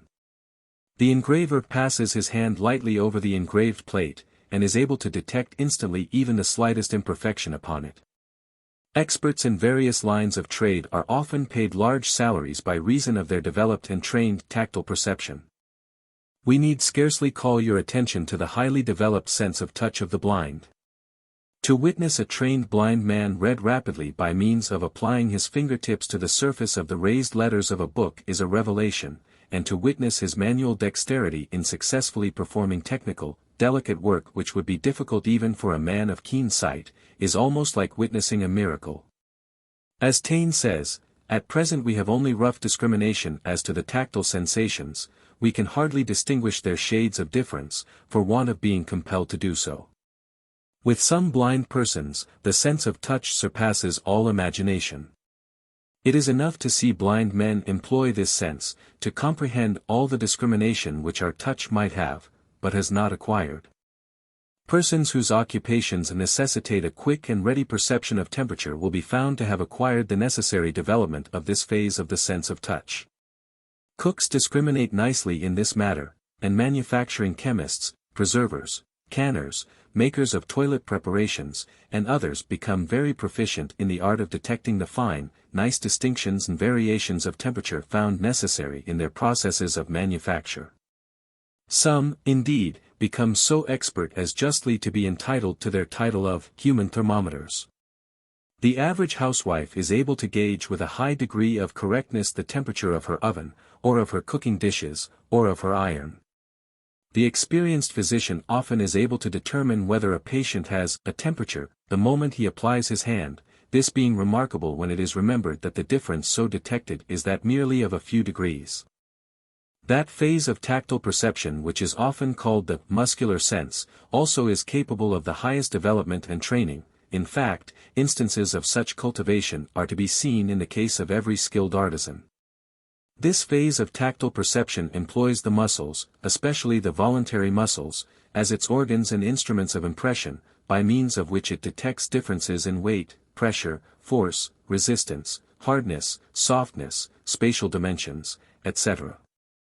It is by means of this form of perception that you become aware of the effort being put forth by the muscles in performing certain movements, and thus may direct and regulate them. Without it, all voluntary purposeful muscular movements would be impossible, except in so far as the other senses might supply the deficiency. Even in the simple act of walking, dressing, using knife and fork or shaving, we have evidences of training of this form of tactile perception. In drawing, painting, engraving, and other forms of manual exertion we display a still greater degree of training. When you detect differences of weight or of size by means of the hands, you manifest the same kind of training. The manual dexterity of the pianist, the skill of the rope walker, the juggler, the conjurer, the acrobat, the skilled touch of the masseur, the osteopathic or chiropractic physician, depend upon the training of this phase of perception. The billiard player depends for his skill upon this training, and so likewise does the expert baseball batter. The artisan or the tradesman who takes hold of an object in order to determine its weight or size, is manifesting the skill which he has gained in the training of this phase of perception. The blind man employs it to a still greater extent, by means of it he obtains all of his ideas of weight and size.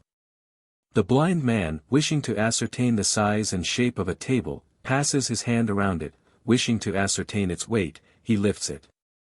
Many of us instinctively take hold of an object when we wish to obtain an idea of its weight, and most of us find it much easier to estimate the size, length, breadth, height, or depth of an object by placing our hands upon it, instead of depending solely upon visual perception.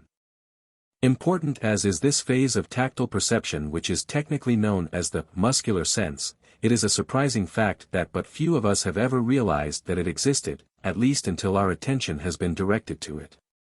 We have taken it for granted far more than has been the case concerning the other phases of sensation and perception. The consideration of the foregoing instances and examples illustrating the principle of the special development, cultivation, and training of perception should cause you to realize the wonderful possibilities existing for you in a similar direction. What others have done, can do, and are now doing, that you also can do. If you have employed your powers of analysis, you will have already perceived the general principles underlying each and every one of these instances of special development, viz. 1. Interest, or self-interest, 2. Desire, or strong wish to attain, 3.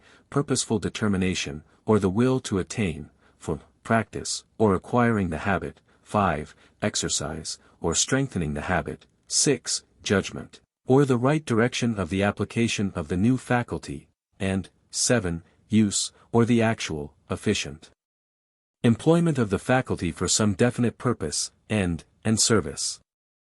Perceptive Power, the Art of Observation. By William Walker Atkinson, 1922. Observation and Experiment.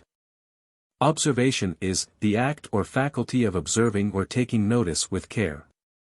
To observe is to notice carefully, to turn the attention to regard carefully and attentively for the purpose of discovering, noting, or detecting anything. Thus, you see, observation is the act of attentive perception, exercised for the purpose of discovering, noting, or detecting the qualities or relations of things. It is perception attentively directed and applied with a definite purpose, and that purpose is the discovery of facts concerning that which is observed. In our everyday life, observation constitutes an important factor of efficiency. Men must know something about the things connected with their occupations, and this knowing about is acquired only by investigation, inquiry, and observation. In the keen battle which constitutes the struggle for existence in modern business, industrial or professional life, the efficient observer gradually works to the front, and the poor observer is crowded to the rear. There are, of course, other mental factors involved in success, but, if the faculty of efficient observation be lacking, the other factors are likely to avail little or nothing. The man striving for success must begin by cultivating observation. The man who knows, and who knows how, is in demand in all walks of life. It will always be found that such knowing is based upon efficient observation. Unless one discovers and detects the qualities and relations of things which are involved in his work and life, he will not know those things. At the last all that we can know about a thing are the facts concerning the qualities and relations of that thing. We discover these facts only by means of direct or indirect observation. Observation is the basis of all scientific knowledge, of all practical business knowledge, or all practical knowledge of any kind. Observation is a fundamental requisite for success in all lines of human endeavor, and of all individual culture. One may obtain much important theoretical information from textbooks, but such information is actually valuable only when it is added to, or corroborated by individual observation. The real use of textbooks is that of pointing out to one the direction in which he should apply his powers of observation. The ideal plan is to establish a harmonious combination between books and personal observation, but too many omit the latter element of the combination, and thus they become bookish, theoretical instead of practical, and are sooner or later pushed aside in the battle of life by the individuals who have supplemented their book knowledge with that gained at first hand by observation. In this connection, moreover, it must not be forgotten that books in so far as they are practical and useful, are themselves the result of the observation of their authors, or of the authorities accepted by the latter. The entire structure of our scientific and technical knowledge has been evolved slowly from the discoveries made by observation. Qualities and relations of individual objects are first observed, then comparison results in classifications of those objects, according to their degrees of likeness and unlikeness, then general classes and general principles are formulated, and hypotheses are advanced, then experimental observation demonstrates clearly the truth or fallacy of those hypotheses, and, finally, general laws are established. But the entire structure of knowledge rests upon the solid basis of observation. Unless every part of it stands the test of observation, the strength of the whole edifice is doubtful, and its security is questionable. Observation is concerned with facts. Facts are discovered only by observation. Facts constitute the materials for practical knowledge. The practical individual is he who bases his knowledge upon actual observation and upon logical induction and deduction from premises thus supplied. Not only is the know of the practical man derived from observation, but his know-how also comes from the same source. Books are employed by such a man not as fetishes to be bowed down to and worshipped, but rather as valuable servants and assistants to him in his work of observation. To the practical man the ordinary books do not constitute the text of his book of knowledge, they are to him merely the footnotes of that great volume. Eminent educators are sounding a warning note concerning the tendency to supplant observation by mere books. They insist that unless this tendency be counteracted, observation will become a lost art, and practical knowledge merely tradition. They point out that whatever one learns by direct observation is far better learned than what one learns, or thinks that he learns, from books or the reports of others. They advance the theory that the child should not be taught from books anything which it can observe for itself, until after it has employed fully its power of direct observation in the direction of that thing. Books, say they, should be regarded as supplementary to observation. Educational experts have reported a sad deficiency among schoolchildren in the matter of the correct observation of familiar objects. For instance, pupils usually are unable to distinguish between marble and granite, or between an oak tree and a beech tree, between cast iron and wrought iron, between iron and steel. Even farmers' children usually are unable to state correctly whether the ears of the cow are in front of her horns or behind them, over them or under them, whether cats descend trees head first or hind feet first, whether horses and cows rise with their fore or hind feet first, and whether horses and cows differ from each other in this respect. Other children are unable to state correctly how many legs has a fly, and how many a spider, whether the fourth hour on the watch dial is designated by the Roman numerals 4 or I, and other presumably familiar facts. As an ideal example of careful and effective observation, we ask you to consider the following statement of Maupassant, in which he relates how Flaubert laid down to him the fundamental rules of literary descriptive expression. Maupassant says that Flaubert told him, "Talent is nothing but long patience. Go to work. Everything which one desires to express must be looked at with sufficient attention, and during a sufficiently long time, to discover in it some aspect which no one has yet seen or described. In everything there is still some spot unexplored, because we are accustomed only to use our eyes with the recollection of what others before us have taught on the subject which we contemplate. The smallest object contains something unknown. Find it. To describe a fire that flames, and a tree on a plain, keep looking, at that flame and that tree until in your eyes they have lost all resemblance to any other tree or any other fire. That is the way to be original. Maupassant adds the following comment, having, besides, laid down this truth, that there are not in the whole world 2 grains of sand, 2 specks, 2 hands, or 2 noses exactly alike. Flaubert compelled me to describe in a few phrases a being or an object in such a manner as clearly to particularize it, and to distinguish it from all other beings or all other objects of the same race or the same species. He said to me, when you pass a grocer seated at his shop door, a janitor smoking his pipe, a stand of hackney coaches, show me that grocer and that janitor, their attitude, their whole physical appearance, embracing, likewise, as indicated by the skillfulness of the picture, their whole moral nature, so that I cannot confound them with any other grocer, or any other janitor. Make me see, in one word, that a certain cab horse does not resemble the 50 others that follow or precede it. George Randolph Chester, the popular story writer, gives to those who seek to become writers the following advice concerning the important part played by observation in the work of the writer. Observation is the faculty upon which both creation and imagination are built. After all, we have finite minds, and man only creates after known forms, he only imagines upon material foundations. Our most brilliant castles in the air are but more delicate variants of familiar structures of brick and stone. The most expert builders of air castles, then, are those who have most closely observed and mentally indexed to minutest detail our mundane castles. There is no end of information, scarcely obtainable from reference books, which the observing mind will and must acquire. What trees are indigenous to certain localities, and what are their characteristics of sprouting their leaves and developing and shedding them, of blossoming and budding and bearing fruit? Have you noticed how the white undersides of leaves, while fluttering up in a breeze, give quite a different shade of green to a tree? Have you observed the differing apparent color of still or running water at differing times of the day, at differing times of the year, under differing atmospheric conditions? How many common insects can you recall and describe? What effect has a frown upon the other features of man's countenance?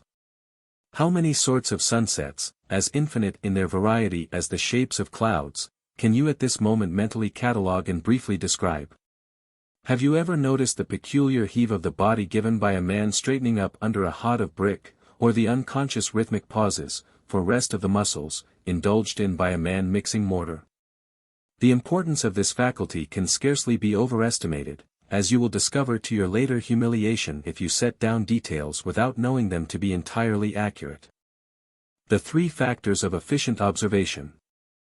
Your attention is now called to the 3 factors of efficient observation, i.e., the 3 elemental and fundamental elements of efficient observation. Attention.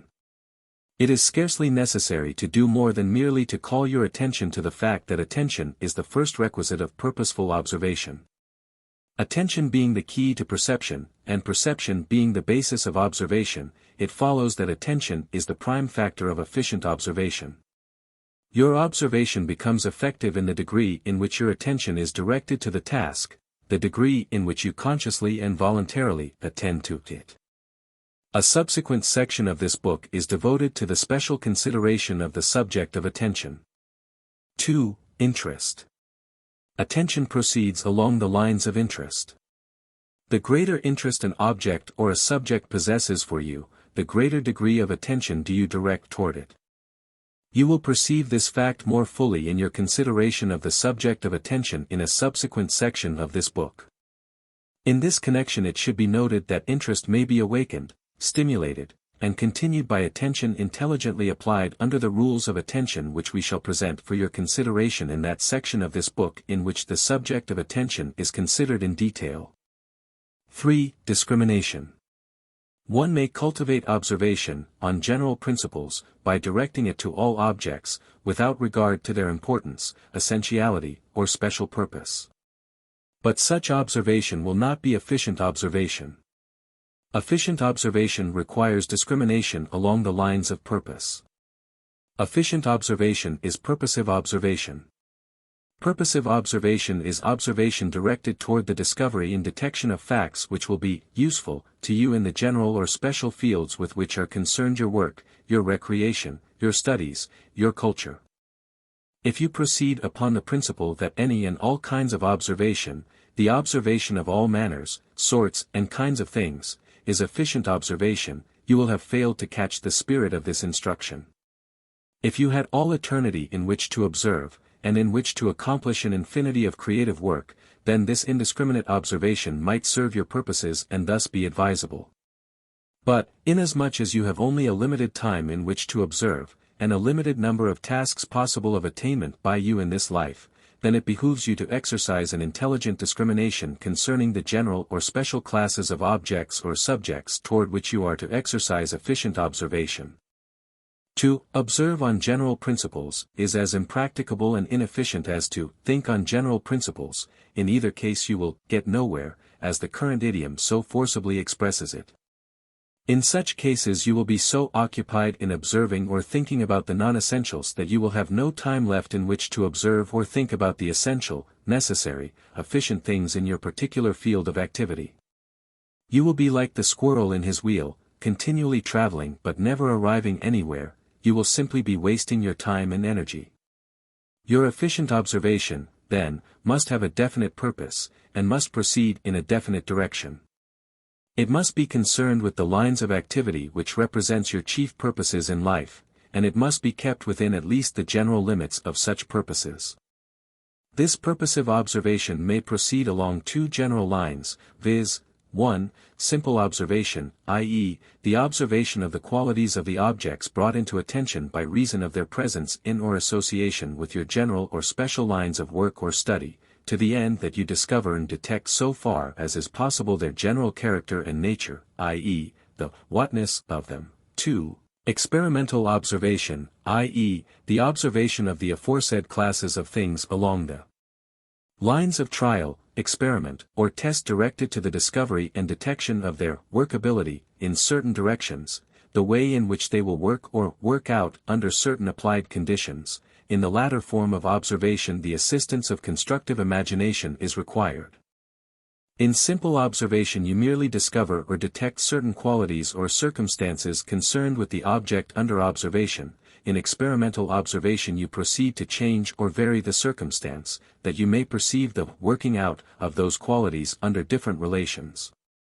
In simple observation you simply watch natural phenomena. In experimental observation you set nature to work, in order to make further discoveries or to detect the results arising from new conditions. Thus, man for centuries observed the phenomena concerned with thunderstorms, and learned some very important facts concerning them. Later, Franklin, by means of his kite and key, applied the method of experimental observation to the same phenomena, and discovered the identity of their causing power with the better-known forms of electricity. Simple observation is employed in the initial stages of science, art and handiwork.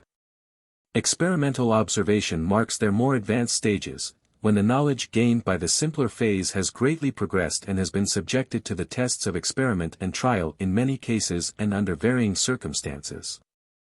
In simple observation you observe what exists and what happens without your active interference. In experimental observation you interfere with things, and then watch the result.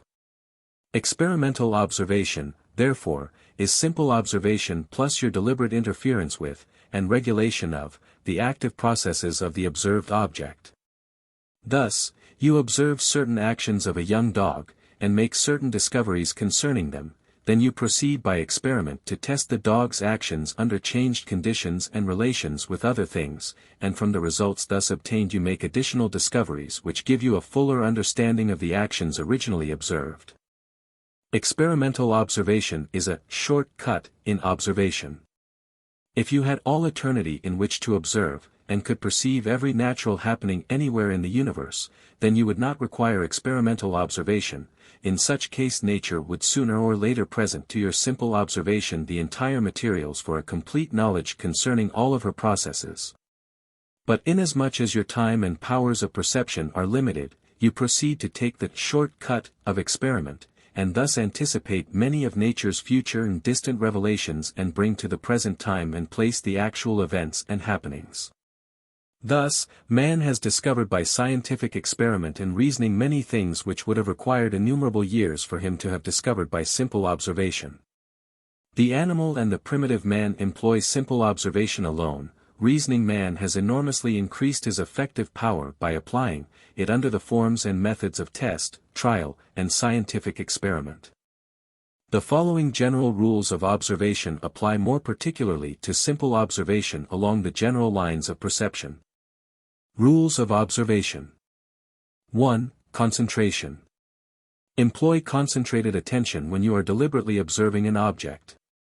The clearness of your perception and the strength of its impressions upon your memory depend materially upon the degree of concentration which you apply in the observation.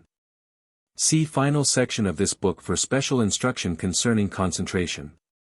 2. Interest. Throw as much interest as possible into every act of deliberate observation. Interest brings forth the full power of attention, and attention is the working power by means of which effective observation is accomplished. The greater the degree of interest, the easier becomes the application of concentrated attention, and its continuance. 3. The whole and the parts. Observe the whole thing before you observe its constituent parts. See the observed thing as a whole, i.e., in its general outlines, in its main characteristics, in its appearance as a whole thing, before you proceed to observe its constituent parts, its details, its minor characteristics. Get your main facts and your general outlines well fixed in mind and memory. This done, proceed to add your subordinate parts and to fill in your details. Study first the tree as that whole thing called a tree, until you understand clearly its main characteristics and general outlines, then proceed to a study of its roots, its trunk, its limb, its branches, its leaves, its blossoms and its fruit, then proceed to the study of its soil, its normal environment, etc. Observe the tree and its parts in logical sequence and classification. In this way your reasoning powers will be able to take hold of it more effectively, and your memory of it will be much clearer. Lay a sound foundation, and build from the ground upwards. An important psychological principle is involved in this rule. You will do well to make a careful note of it. 4. Reviewing observations. In observing an object subsequently to your original observation of it, review in your memory your previously observed facts concerning that object, and then add to these your additional discoveries and detected facts. In this way you combine the two sets of perceived facts in your memory, so that when you think of the one you will also remember the other. You also will thus associate logically the two respective sets of discovered facts, and by so doing will be able to reason far more effectively concerning the entire subject or object of your observation. You will also do well frequently to revive in memory the results of your observations of the object or subject, even though you are not conducting a fresh observation, this for reasons similar to those just mentioned. 5. Combined observation. In observing an object, employ as many channels of sense impression as possible. Discover not only how the thing looks, but also, when possible and expedient, how it sounds, tastes, smells, and how it feels to the touch and the muscular sense. This not only because the memory obtains a clearer impression when the reports concerning a thing reach it through several channels, but also because it is probable that certain forms of your sense perception are more effective than are the others. In such case, by this method the weak perceptive impression of the one sense is reinforced and supported by the strong report from the other sense or senses. 6. Visualized observations. Wherever possible, you should endeavor to visualize, or create a mental picture of the object as you have observed it. The better and clearer, the deeper and the stronger, the mental picture of the observed thing you are able to create, the clearer will be your idea concerning it, and the better will you remember the results of your observation. You will do well frequently to recall this picture in recollection. If you are unable to see and remember it clearly, you should remedy the deficiency when you again observe it. Continue this until you can mentally picture and remember it in complete detail, or nearly so. By following this plan you will both know and remember the observed thing, as a whole and in detail, far better than otherwise. 7. Naming observations. Wherever possible, you should endeavor to learn and remember the name of each of the qualities, parts, elements, factors, or general and special characteristics of the observed thing. That is to say, just as in the preceding rule you have been advised to visualize or see the observed thing as a whole and in its parts, so you are now advised to learn the name of such whole and parts. The ancient philosophers, particularly the Oriental teachers, had much to say concerning name and form. They have implied that in the knowledge of name and form consists all possible knowledge of a phenomenal thing. Be this as it may, it is a fact that the better you know the name and form of an observed object and its parts, the better do you practically and effectively know the same, and the better do you remember it. Your perceptions of the names and forms of things are the bricks with which are built up the greater part of your structure of knowledge. Add to this your perceptions of how the things act, and there is very little missing in the full conception. Words serve to crystallize thoughts. You will do well to write down the names above referred to, when you are conducting a deliberate and earnest observation of anything. Put down on paper the facts which you have discovered and detected in your observation, whenever such is possible and expedient. Review this list frequently, particularly before each new observation of the thing. It is not necessary to go into a technical explanation concerning this principle, enough to know that it is scientifically sound, and, above all, that it works out. If, however, you insist upon some sort of an explanation, here is one. Just as words are crystallized observations, so are written or printed words the hard crystals of observation. Unwritten words too often are like the crystals of snow or ice which melt away by reason of a slight change of the emotional temperature. While this is not an academic, technical definition, it is at least an efficient pragmatic explanation. It will work out in actual practice. The general rule. A general rule concerning deliberate and purposeful observation is this: what is worth deliberately observing, is worth observing thoroughly; what is worth observing thoroughly, is worth observing as completely as may be. If you wish to know a thing thoroughly and completely, because of its importance to you as an item of knowledge, you must proceed as does the child sucking a sweet orange. You must extract every drop of sweetness in it. Or, you must be as a weasel sucking an egg, you must suck it dry. Just as the egg is full of meat, or the orange full of sweet juice, so is every worthwhile object full of facts, and it is your business to extract those facts from it. You must attack the observed object from all angles, all sides, not forgetting that everything has two sides, the outside and the inside. You must go to its center, and extend your observation to its full circumference. Worthwhile knowledge is the knowledge of facts. Every worthwhile object or subject is full of facts. These facts may be extracted by observation conducted under the principles of scientific analysis, dissection and separation. You, yourself, have all the elements of an efficient observer within you. It is for you to decide, however, whether you wish to express them. We can merely point out the principles to you, you must do the rest. Concluding our consideration of the general subject of observation, we ask you carefully and earnestly to consider the following true incident in the life of an eminent scientist. The story embodies in it most, if, indeed, not all of the essential elements of efficient perception and purposive observation. If you will grasp the spirit of the story, then will you realize just what observation actually is, in its full meaning. When you comprehend the lesson of this true story, then will you understand the art and science of observation. We advise you to fix well in your memory the essential features of this remarkable story, true as it is in every detail and in its sequel. Here follows the story. How Agassiz taught observation.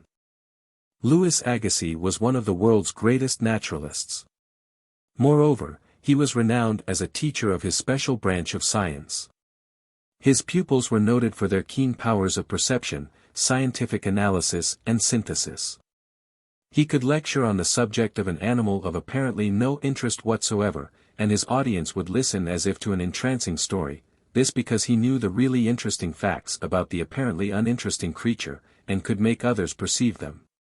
He taught his students to know the facts of animal life so well that they frequently were able to reconstruct the picture of an animal from being shown merely a few of its unimportant bones.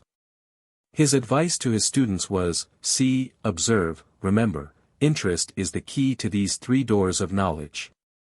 One day there arrived at Agassiz's laboratory a pupil from a distance. He had traveled far to learn the science of zoology at the school of the master. The great teacher, instead of directing him to study certain textbooks, simply made him take a chair. Placing before the seated student a fish taken from its jar of alcohol, Agassiz told him to observe the creature carefully, noting down on paper every fact he could discover from an examination of its body, without cutting it open or using any instruments.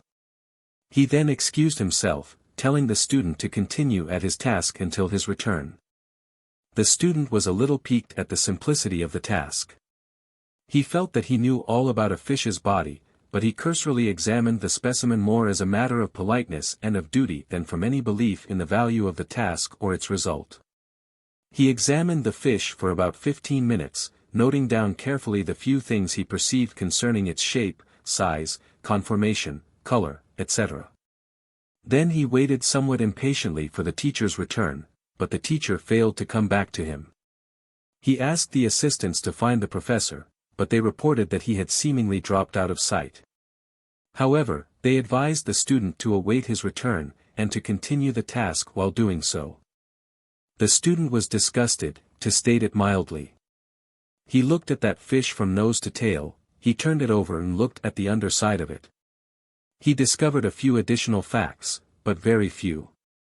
He felt that there was no one, even the great teacher, who could discover anything more about that fish. He began to think that he had made a mistake in coming to that particular teacher. The man must be silly to set him at such a task, and then to go away and forget him. He went out for lunch. When he returned, the teacher was still away. The assistants told him that the professor had returned during his absence, and had left word for the young man to continue the task set him. Then he became more than disgusted, he was filled with impotent rage. In his anger he took another look at that despised fish. He grew tired of the monotonous gazing at the creature, and in desperation he began to classify and count its scales. This over with, he drew a picture of the fish in order to pass the time. In making the drawing, he discovered that the fish had no eyelids. Agassiz afterward told him that a pencil is the best of eyes. Continuing with the sketch, he made a number of similar discoveries, and finally began to work up a little interest in the task. He forgot his former weariness and disgust, and the returning teacher found him deeply engrossed in his discoveries concerning the fish. But Agassiz said, "You have missed nearly all the interesting points, keep on observing." The young man felt a bit disappointed, for he had expected to be commended, but he kept on, and was reluctant to leave when called an hour or so later. His interest had begun to awaken, his attention followed interest, and he had begun to manifest purposive observation with concentrated attention. That evening, in his room, the pupil began to think about that fish. He recalled the many facts he had discovered about it, and he began to see where other facts might be sought and found. He became impatient at the slow passage of the time, he longed to be at his work. He had begun to extract facts from that fish, and his intellectual appetite had been sharpened by his success. Attention had awakened interest, and interest has resulted in further and closer attention. He had discovered the endless chain of attention, and so on and on and on. The next day, and for several days thereafter, that student eagerly worked over the same fish. He drew pictures of everything he discovered, and he sought for and wrote down the names of the detected qualities and relations.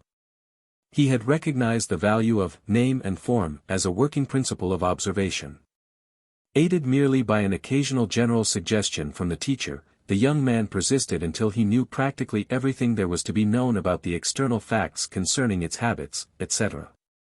When he was finally relieved from his task, it was said that he knew more about that particular kind of fish, from the outside, than any living man except Agassiz himself, a tribute well worth while, his fellow students thought. The student, himself, afterward developed into an eminent scientist, and carried into his own work and instruction the fundamental principles which Agassiz had imparted to him in that lesson upon the fish, trifling and tiresome as the task had at first appeared to be.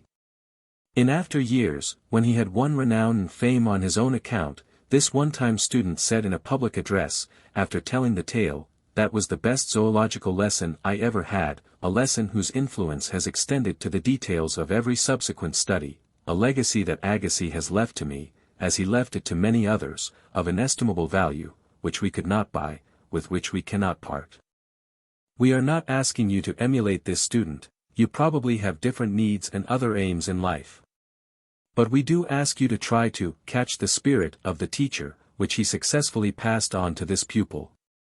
Once you have grasped the spirit of the idea, the details will unfold themselves. Perceptive Power, the Art of Observation. By William Walker Atkinson, 1922.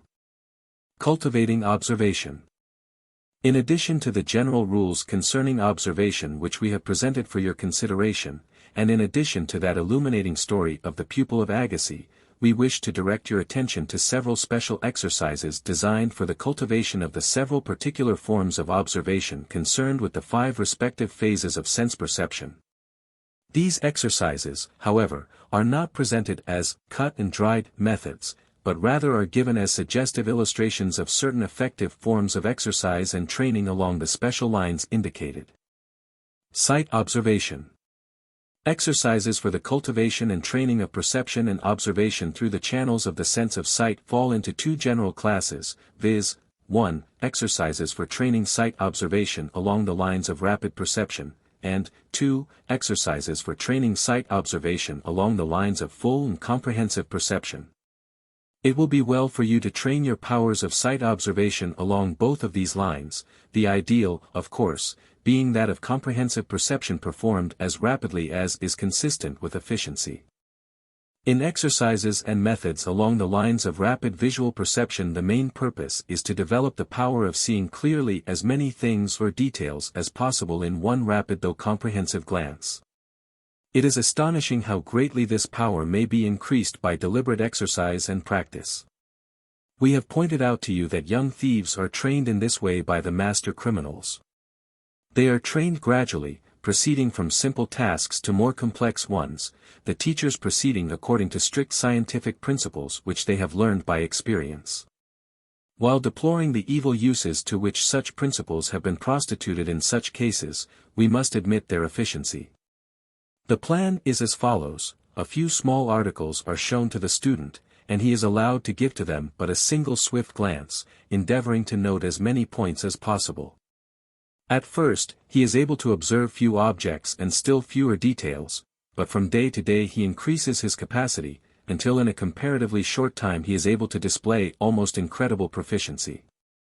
Howden's method of passing rapidly before a shop window, observing as many objects or details as possible in a single glance, also serves as the basis of many exercises along this line. This exercise may be varied by rapidly noting the details of the dress of a passing person. Women usually have already developed marked proficiency in this direction. Interesting games have been invented for the purpose of developing this particular form of perception. One of them is performed as follows: place a number of small objects on a table, under a cloth, remove the cloth for a moment, and let the participants take a single glance at the objects, then replace the cloth. The participants must then each write down what they have observed. At first, they will be found to have observed very little, but after a little practice they will surprise themselves and the observers by their rapidly developing proficiency. In Italy, the little boys play a game called Moro, in which the same general principles are employed. One boy exhibits a closed fist, from which he suddenly extends one or more fingers. The other boy must state instantly the exact number of extended fingers, the penalty for failure being a sharp blow. This sounds as if the task were simple. We suggest that you play the game several times before passing final judgment. In other countries a similar game is played by the children, the principles of which are as follows: the first child places a number of dried peas or beans in his hand, the closed hand is held before the other child, and then suddenly opened. The observing child must name exactly, and without a moment's hesitation, the number of objects in the hand. the penalty being a sharp slap on the cheek. Games of this kind develop marked powers of rapid sight perception on the part of the gamins playing them, which powers are often of benefit or service to them in the later years. Kipling gives an interesting and instructive illustration of a similar game in his story entitled Kim, the boy, Kim, and a native boy, are being trained by a master hand for the Indian Secret Service. Old Legan Sahib, the instructor, places 15 jewels on a tray, and bids the two boys to take a rapid but careful glance at them, the tray then being withdrawn. Kim, a novice, reports that he has seen on the tray 5 blue stones, 1 big, 1 smaller, and 3 quite small. He says that there were 4 green stones, and 1 with a hole in it, also 1 yellow stone that he could see through, and 1 stone like a pipe stem, also 2 red stones, and 1 ivory object, little and brownish. This is as far as Kim can go. The native child, who has received some previous training along the same lines, reports that on the tray he has perceived, first, 2 flawed sapphires, 1 of 2 rudas and 1 of 4, as he should judge, the 4 rutti sapphire is chipped at the edge. He saw also 1 Turkestan turquoise, plain with green veins, also 2 other stones inscribed, one with the name of God, in gilt, the other, which had come from an old ring, being cracked across so that the inscription could not be read. He saw also 5 blue stones, for flamed emeralds, 1 drilled in 2 places, and 1 a little carven, their weights being 3, 5, and 4 rudas, respectively, so far as he could judge. He also saw 1 piece of greenish amber, and a cheap cut topaz from Europe, 1 ruby of Burma, of 2 rudas, and without a flaw, and 1 balas ruby, flawed, weighing 2 rudas, also a carved ivory from China, representing a rat sucking an egg, and, finally, a ball of crystal as big as a bean, set in gold leaf. Old Legan Sahib, comforting the chagrined Kim, tells him that the secret consists in doing it many times over, till it is done perfectly, for it is worth doing. In this game there is material for an almost unlimited variety, and consequently of an almost unlimited interest, the latter being an important element of such game exercises. Another game exercise along the same general lines is that in which the participants are seated before a screen or curtain. The person behind the curtain, or screen, tosses up an object which, of course, is seen only for a moment by those in front. The latter write down a statement of what they have seen, the one having the best total average winning the game. In case of skilled players, several objects may be tossed up at one time. Another game is that in which the observer is asked to name correctly the total number of spots on a domino displayed for a moment, then of 2 dominoes, and then of a greater number as the skill of the players increases. Similarly, the observer may be asked to name correctly the color, suit and number of spots on a playing card shown him for a moment, the number of cards then being added to. Likewise, the observer may be asked to name as many words as possible of a printed page presented to his view for a moment.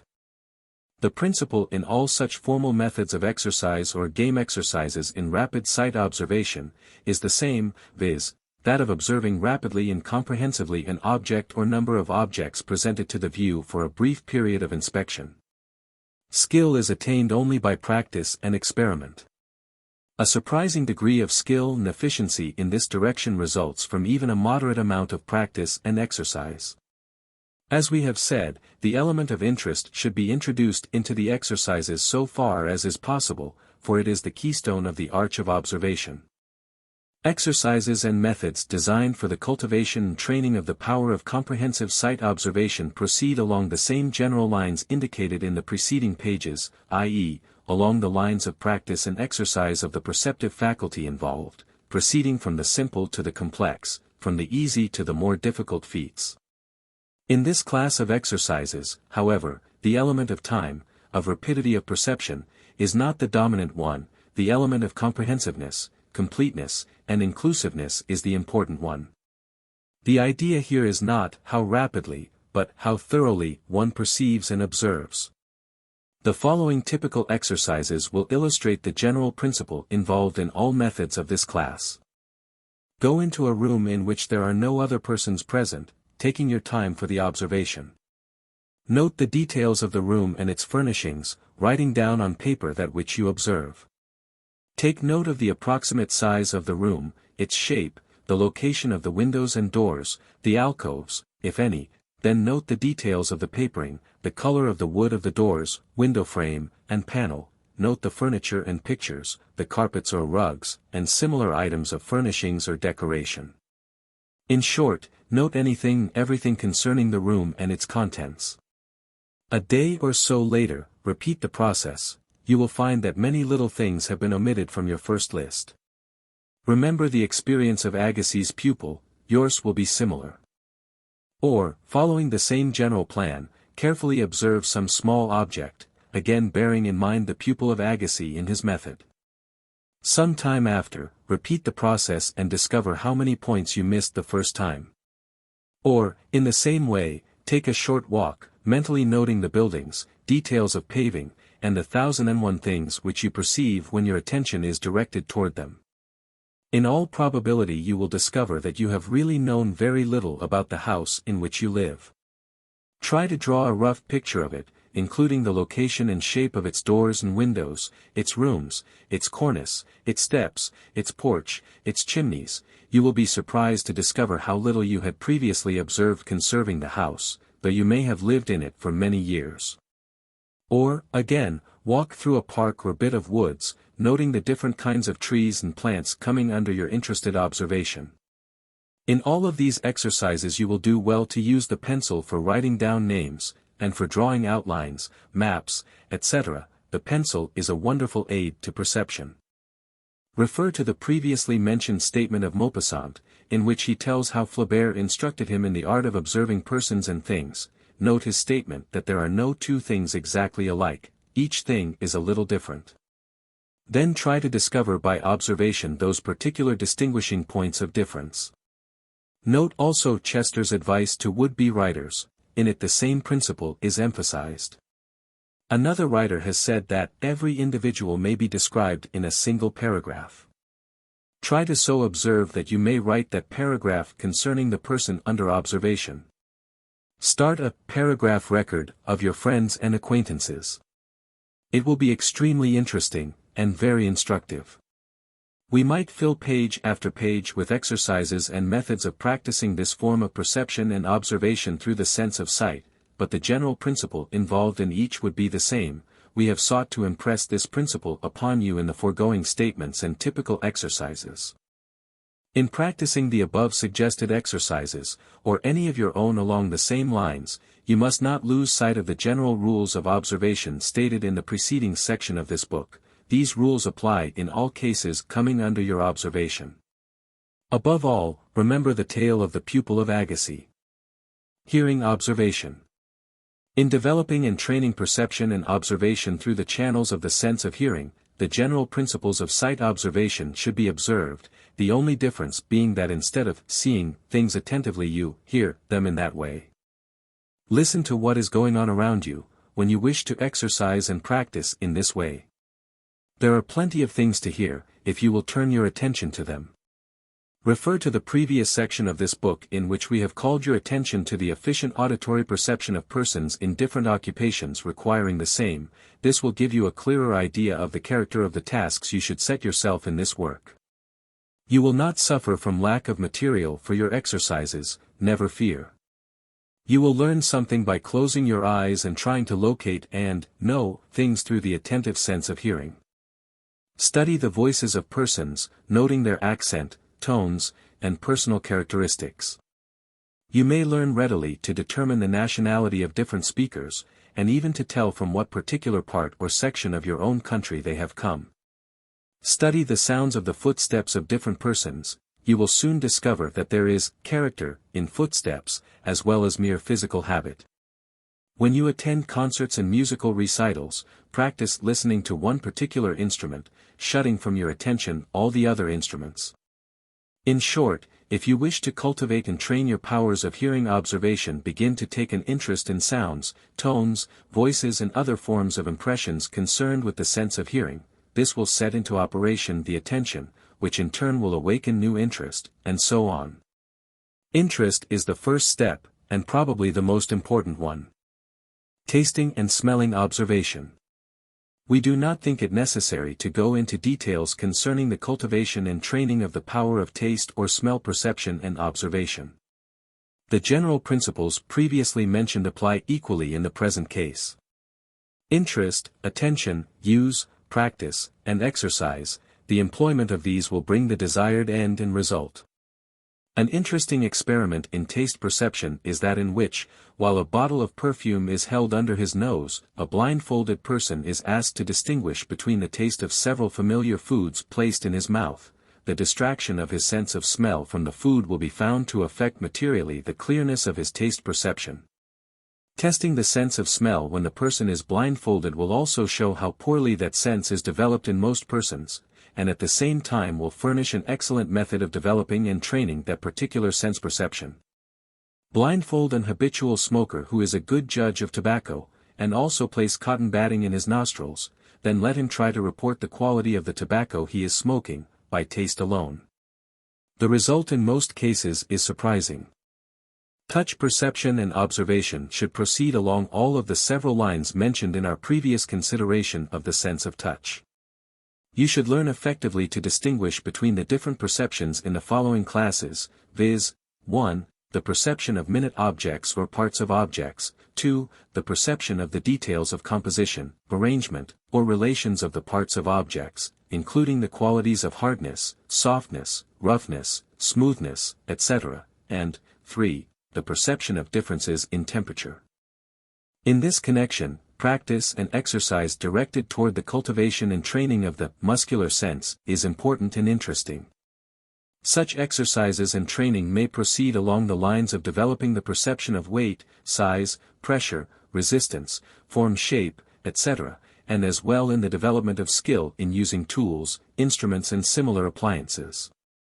Manual training in all of its forms is valuable training, not only in itself and for its immediate results, but also by reason of the fact that it tends to develop and train certain very important brain areas, and thus to render one more generally efficient along many lines of mental work and activity. Expectant attention. Your consideration of the subject of the training and cultivation of efficient perception and observation will be incomplete if you fail to note the part expectant attention plays in the process of perception. Let us illustrate expectant attention as follows. You have read the preceding page. Did you notice whether the letter M occurred frequently or seldom in its lines? Did that letter appear there at all? You cannot answer these questions without referring to the page itself. You were not looking for M's, and so cannot with certainty say anything concerning the appearance of that letter on that particular page. Now then, glance over the page, with the letter M in mind, and note how this letter literally stands out in each line. Why? Because you are looking for it, this time, your expectant attention has been directed toward it. The above illustrates the principle of expectant attention, i.e., that we see that for which we look, and which is in our mind. The moral is, keep in mind that which you are looking for. This is the mental preparation for the perceptive task, and should be noted and applied in every deliberate act of attention and perception, as well as in all manifestation of observation. As Kay says, the mind, as well as the eye, perceives only that which it possesses the power to perceive. You daily fail to perceive many things simply because you have not prepared your mind to look for them, and to recognize them when they are found. In such cases, you are really absent-minded so far as those unperceived things are concerned. You will do well to fix this fact in your memory and understanding, it is an important one. Perceptive Power, the Art of Observation. By William Walker Atkinson, 1922. The Science of Apperception. In our foregoing consideration of the subject of perception we have confined ourselves to that general phase of the subject which is concerned chiefly with the perception of the qualities, properties and attributes of the objects under consideration. That phase of the subject comprises practically all that is usually included in the category of perception. But of late years psychologists have been inclined to include also in that category a form of apprehension and cognition which is concerned with the discovery of the relations and associations of the observed things. Although some would hold that such mental processes more properly belong to the category of reflection than to that of perception, the tide of psychological opinion seems to be running in the direction of the latter-day classification just mentioned. This additional phase of perception is known as apperception. Apperception is defined as perception called forth by the relations existing between the external object and other objects already known. Another definition is perception arising from the likeness or association of the observed object with other objects previously perceived and known. A third definition is apperception is the discernment of the relations and associations between a newly perceived thing and one previously perceived. It is the blending of perception and association. Perhaps the following illustrative story will convey the idea better than do the formal definitions. A boy, concealed in a tree, watches the passers-by. One passerby, noticing the tree, remarks to a friend, "What a fine stick of timber." The boy says to himself, "Good morning, Mr. Lumberman." The next passerby says, "Mighty good bark on that tree." The boy mutters, "Good morning, Mr. Tanner." The third man says, "I'll bet there's a squirrel's nest in that tree." The boy whispers, "Good morning, Mr. Hunter." In the above story, each passerby perceives the same general external aspect of the tree, but in addition, each apperceives those certain related or associated elements possessed by the tree which particularly concerns him because of his interest or interests. Each apperceives the tree according to the relations and association arising from his own most interesting experiences. And finally, the boy is seen to have apperceived the tree in its qualities as a hiding place, according to his own previous experience and their related associations. In the broad sense, for that matter, all the higher acts of perception are really also acts of apperception. This because each higher perceptive act or process involves memory, association, thought and imagination, as well as simple perception. Apperception blends into reasoning and logical thought so closely that it is often difficult to distinguish between the two respective processes.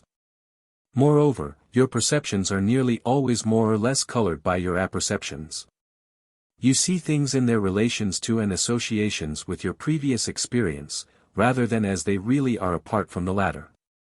You build associative links to things, and thereafter find it difficult to detach the latter from their relations and associated things.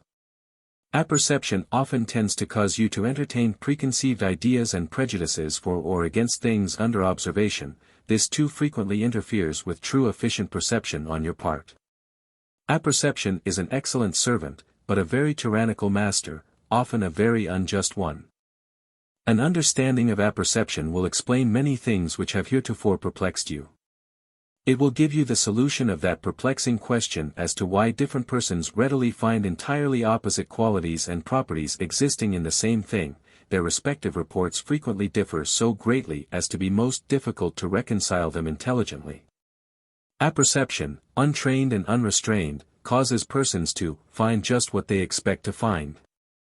A man harboring certain preconceived notions concerning a particular subject or object will most likely apperceive in it just those qualities or attributes which agree with his particular notions, while another man with opposite notions will apperceive facts quite opposite to those apperceived by the first man. Each finds that for which he looks, and which he expects to find, and each ignores or fails to apperceive the opposite set of facts or conditions. Interest, self-interest, preconceived notions, prejudices, previous associations, previous experiences, these tend to color your apperception, and to cause you to see through their colored glasses instead of through the clear colorless glasses of truth and reason. You will find yourself inclined to see things, not as they really are, but according to their degree of agreement or disagreement with your previous associations and experience, or with your prejudices and preconceived ideas. Other facts connected with them will almost seem not to exist for you, unless you are careful. A fact related to your previous experience will tend to outweigh a half-dozen equally valuable facts with which you have had no previous experience.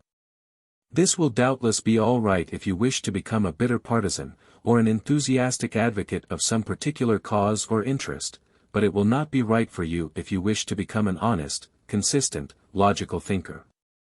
If you seek truth for the sake of its truth, then you must always be on the lookout for this phase of apperception, for it is always at your elbow playing the part of the tempter and deceiver. But, as we have said, apperception is an excellent servant, although a poor master. You may set it to efficient work as a servant by impressing it with the strong idea of the general direction of your search for knowledge, by fixing strongly upon it the idea of the special or general class of information for which you are seeking, and then bidding it to discover facts in accord and harmony with them, and with the things which will aid and serve your general purpose and aim.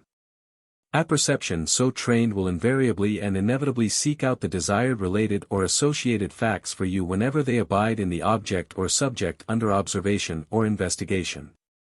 It will always seek to discover for you the facts related to or associated with your main purposes and aims. It will do this by the force of interested attention, concentration, and subconscious mentation. Moreover, by your understanding of the principles of apperception you will be able to acquire knowledge of the right kind, and in a logical manner. By learning the correct basic principles of any subject which you wish to master, and by setting these before your attention in the proper manner, you tend to arouse the power of apperception, and to direct it toward the building of a logical and scientific structure of thought upon the solid foundations which you have exhibited to it. In such cases, apperception will eagerly search for facts with which to build the structure, it will seek for them in almost every act of simple perception. It will seek in every experience something which will fit into the structure. It will seek this material as the essential facts of experience, and will lightly pass over the non-essentials. Trained and well-directed apperception stands by, always eager to pounce upon any presented facts which it believes to be directly associated with and related to the general structure of your thought and feelings. If you wish for an actual illustration of this action on the part of the faculty of apperception, this power which seeks to aid and assist you in your pursuit of knowledge and information, you will find many such within your own everyday experience. A little exercise of the memory will show you that whenever you have begun to become specially interested in an object or subject there has begun to be manifested a peculiar awakening of something within you, which displayed great eagerness to discover and uncover facts, details, relations and associations concerning the subject or object of your interest. You will find that your attention frequently was suddenly directed to and caught by some item in a newspaper or magazine, or some portion of a book, which had a direct or indirect relation to or association with that subject or object. In fact, you will find it was difficult for you to pick up any newspaper, magazine or book without finding such related or associated information, even though you might have read its pages several times before, without discovering any such thing in it. You will find that your world of experience then extended its boundaries rapidly in the locality of that special object or subject of your interest. A new world of facts was discovered by you, and a new body of relations and associations was uncovered for you. That something within you is an excellent servant, an untiring worker in your interest. It will work even while you are asleep, for it proceeds along subconscious, as well as conscious, lines of activity. This power of apperception once set to work by you in a definite direction, and with a well-defined purpose, will call to its aid the powers of memory and constructive imagination as well as those of perception and observation.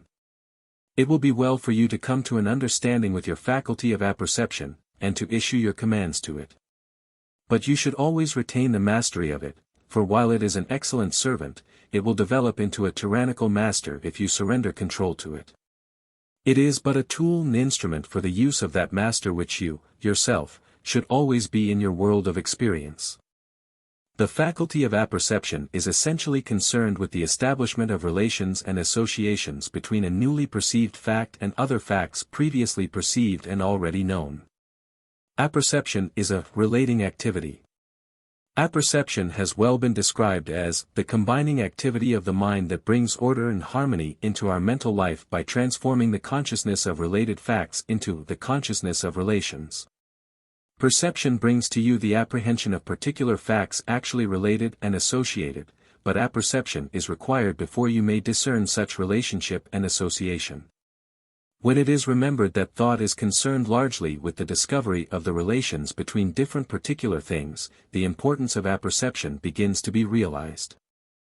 Apperception also may be said to be that phase of thought by which you perceive and discern the relations existing between the different items of knowledge existing in your inner world of experience.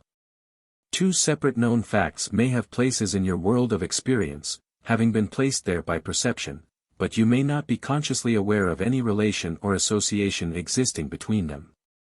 When your mind wakes up to the fact that the two facts are related in certain ways, and that there is a logical association existing between them, then you have exercised the faculty of apperception.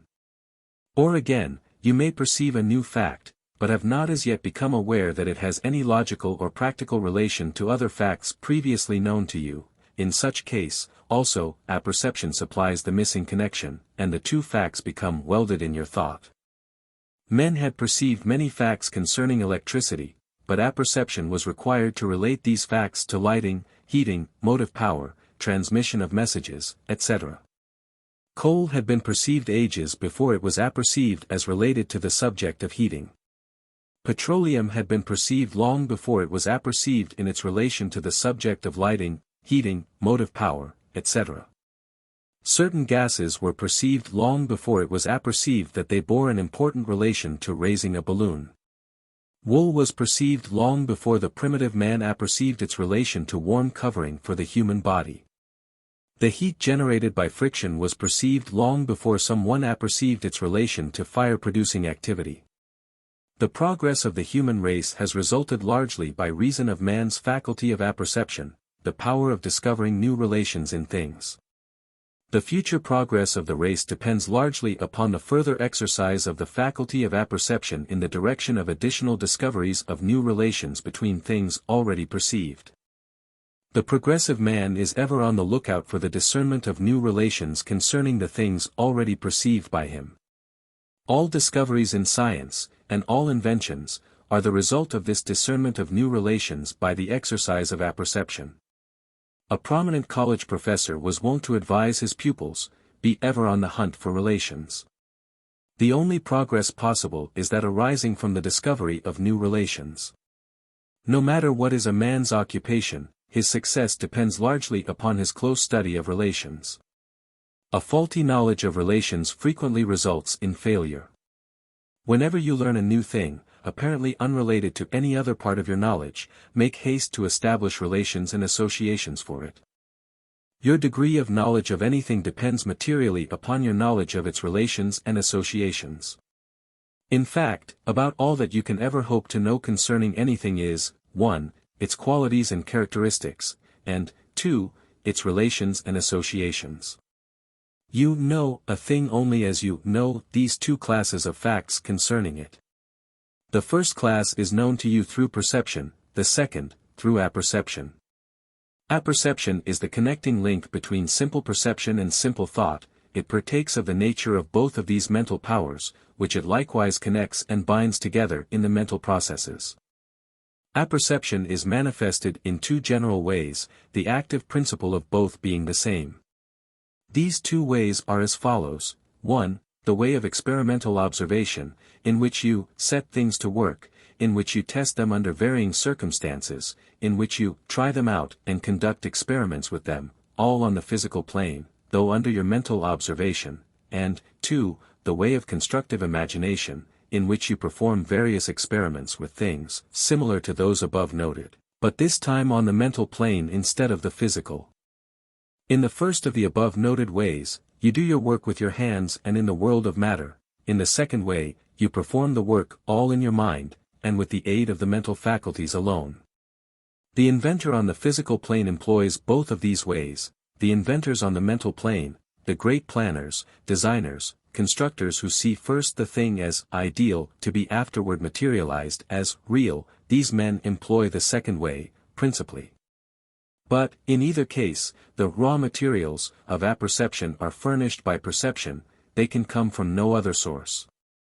When one holds before his mind a definite, clear and strong ideal which he insistently desires, confidently expects, and persistently wills to become materialized into reality, then he sets into activity the powers of apperception in behalf of the realization of that ideal, toward making that ideal become real. Then, as a writer has well said, your apperceptive conceptions stand like armed soldiers, within the strongholds of consciousness, ready to seize upon everything likely to prove of service to the great cause. Without the definite, clear, strong positive ideal, these soldiers are asleep, and accordingly fail to seize upon the valuable related facts, and you never become conscious of them. When apperception is aroused, you become aware of a great world of related facts of which you had previously been unaware. But without the incentive of the ideal, or subject held in mind, apperception will not be aroused. In such case, your apperceiving conceptions will have been asleep, and their natural prey will have escaped them. The field of apperception must be cultivated by interest, definite ideals, and fixed purpose, before it will bring forth its crop of related and associated ideas and facts. Teachers realize this when their leading authorities bid them to prepare the mind of the pupil for the efficient assimilation of the knowledge to be imparted to them, and that we must prepare the minds of our pupils for the apperception of concepts. We must help them to array in their minds their apperceiving conceptions, and let us put a definite question before them which is the definite aim of the lessons to answer. Also, we must bring out of the memory and experienced perceptions of the pupils everything that bears upon the lesson. This can be done best by asking them questions, because in this way we secure the greatest amount of mental activity on their part. You will do well to note the above suggestions concerning the knowledge-extracting power of questions.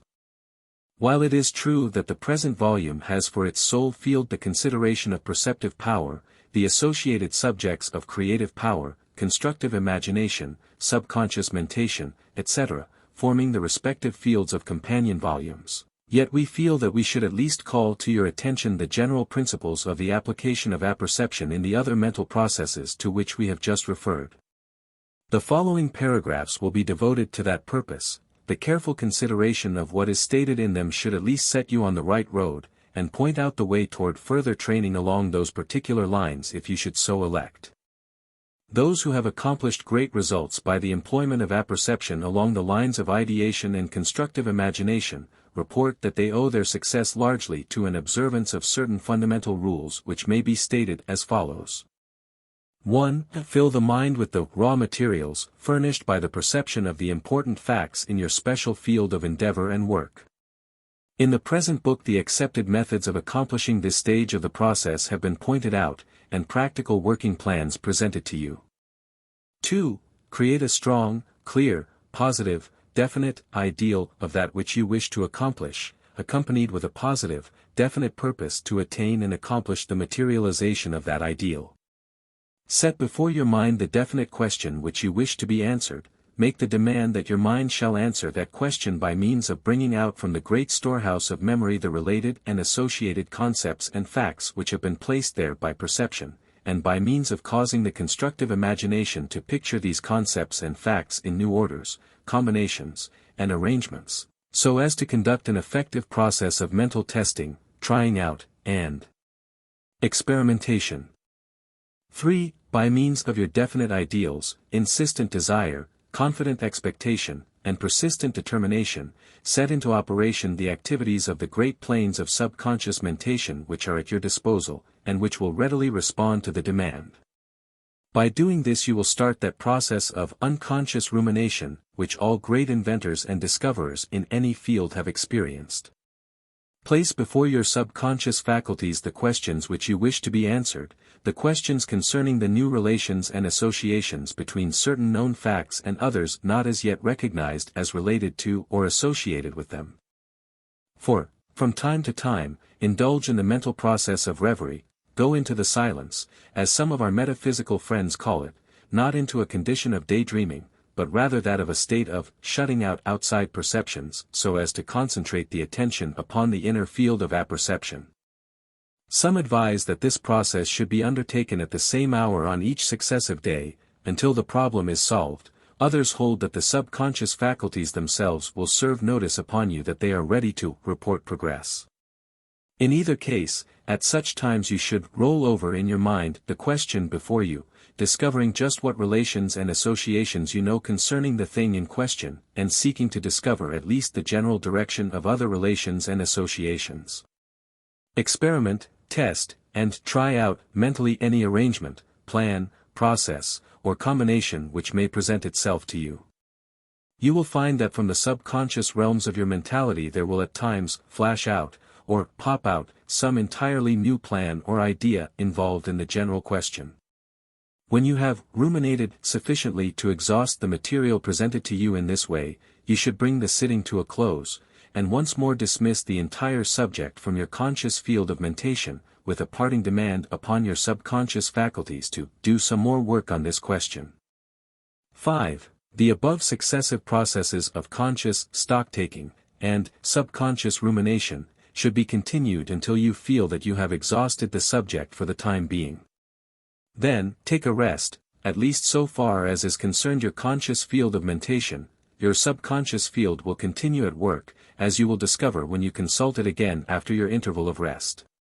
If this process and method should seem somewhat fantastical to you, rest assured that the reports coming from some of the most practical and hard-headed workers along the lines of invention and discovery, in many different fields of human endeavor, show that they have followed some such plan and method, although they may use different terms in which to express it. The essence of the above rules may be expressed as follows. In your world of experience you have stored away thousands of facts and ideas composed of the raw materials of your perception. They are all there, though you may have apparently forgotten many of them. All that is needed is the discovery and discernment of the connecting links of relation and association. These will prove to be the loose ends, by means of which you may unravel the ball of subconscious memory. By employing the above methods of apperceptive subconsciousing, you will bring to the surface of consciousness these missing facts and ideas, and in addition, your constructive imagination will work over into new combinations and arrangements of relation and association the materials sent up from the subconscious storehouse of memory. But, last as first, the materials supplied by perception constitute the entire materials of which your world of experience is constructed. Remember that here, as elsewhere, you can get out of anything only what has been put into it. Therefore, proceed to cultivate efficient apperception by first developing efficient perception. The working materials of apperception are but the combined elements deposited in the subconscious by the processes of perception. Apperception can uncover only that which has previously been registered in the mind by perception. Apperception works up the raw materials of perception into more complex forms of percepts or concepts. Perceptive Power, the Art of Observation. By William Walker Atkinson, 1922. The Power of Attention. We wish now to direct your attention to that wonderful power of the mind which is known as attention, and to indicate to you certain fundamental laws of its activity. Attention is defined as the mental act, process, or faculty of application to any object of sense, representation, or thought, or the act of concentrating the mind on any object of sense, or on any mental conception. A more technical definition is consciousness concentrated in order intellectually to conquer a particular object or subject. The scientific conception of attention is well illustrated by the following celebrated statement of Sir William Hamilton: attention is consciousness, and something more.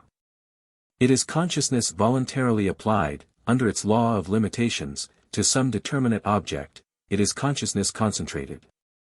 Attention is consciousness applied by an act of will, or desire, under a particular law. This law, which we call the law of limitation, is, that the intention of our knowledge is in the inverse ratio of its extension, in other words, that the fewer the objects we consider at once, the clearer and more distinct will be our knowledge of them. An act of attention, that is an act of concentration, seems as necessary to every exertion of consciousness, as a certain contraction of the pupil is requisite to every exertion of vision. Attention is to consciousness what the contraction of the pupil is to sight, or to the eye of the mind what the microscope or telescope is to the bodily eye. The faculty of attention is not, therefore, a special faculty, but is merely consciousness acting under the law of limitation to which it is subjected. But whatever be its relation to the special faculties, attention doubles all their efficiency, and affords them a power of which they would otherwise be destitute. It is, in fact, as we are at present constituted, the primary condition of their activity. Attention, then, is that action of the mind whereby it brings into consciousness any subject or object to which that action is directed. It is the focusing of consciousness, or, some prefer to say, it is a detention in consciousness. The sun's rays may be scattered over a large surface, and its heat scarcely be perceptible, or, on the other hand, they may be focused through a sunglass to such an extent that they burn a hole in a piece of hard wood. In the same way, you may spread your consciousness over a number of objects, and thus become but dimly aware of any of them, and, on the other hand, you may concentrate and focus your consciousness by an act of attention, so as to become most intensely and most vividly aware of the facts concerning that object. As Hamilton has said in the above-quoted statement, the fewer objects we consider at once, the clearer and more distinct will be our knowledge of them. Psychologists usually divide the activities of attention into two general classes, viz., 1. Involuntary attention, and 2. Voluntary attention. Involuntary attention is that form of attention which you give to the passing objects which arouse your interest or curiosity, or even by your passing notice. Your attention is attracted easily to such objects or events, without any effort on your part. This form of attention is an almost automatic, instinctive, or purely reflex action arising from the stimulation of the senses or appeal to the feelings. No effort of the will is required in such cases. In fact, it often requires a distinct effort of the will to direct the attention away from such distracting sensations or feelings. Young children, even infants, and the lower animals manifest involuntary attention to a marked degree. In fact, it is held that very young children are incapable of any other form of attention. Uncultured persons manifest but very little attention other than this. Many persons who have failed to cultivate voluntary attention properly get but slightly beyond the stage of involuntary attention at any time. They may habitually manifest such reflex conscious action. Almost any passing stimulus will take their attention away from their work or tasks. Involuntary attention is awakened chiefly by one or more of the following general causes. 1. Present enjoyment or pleasurable sensation, the attentive process continuing merely so long as the sensation affords pleasure. The same rule applies to pain and painful sensations. 2. Curiosity, or curious interest, the attentive process continuing merely so long as the curiosity remains unsatisfied. 3.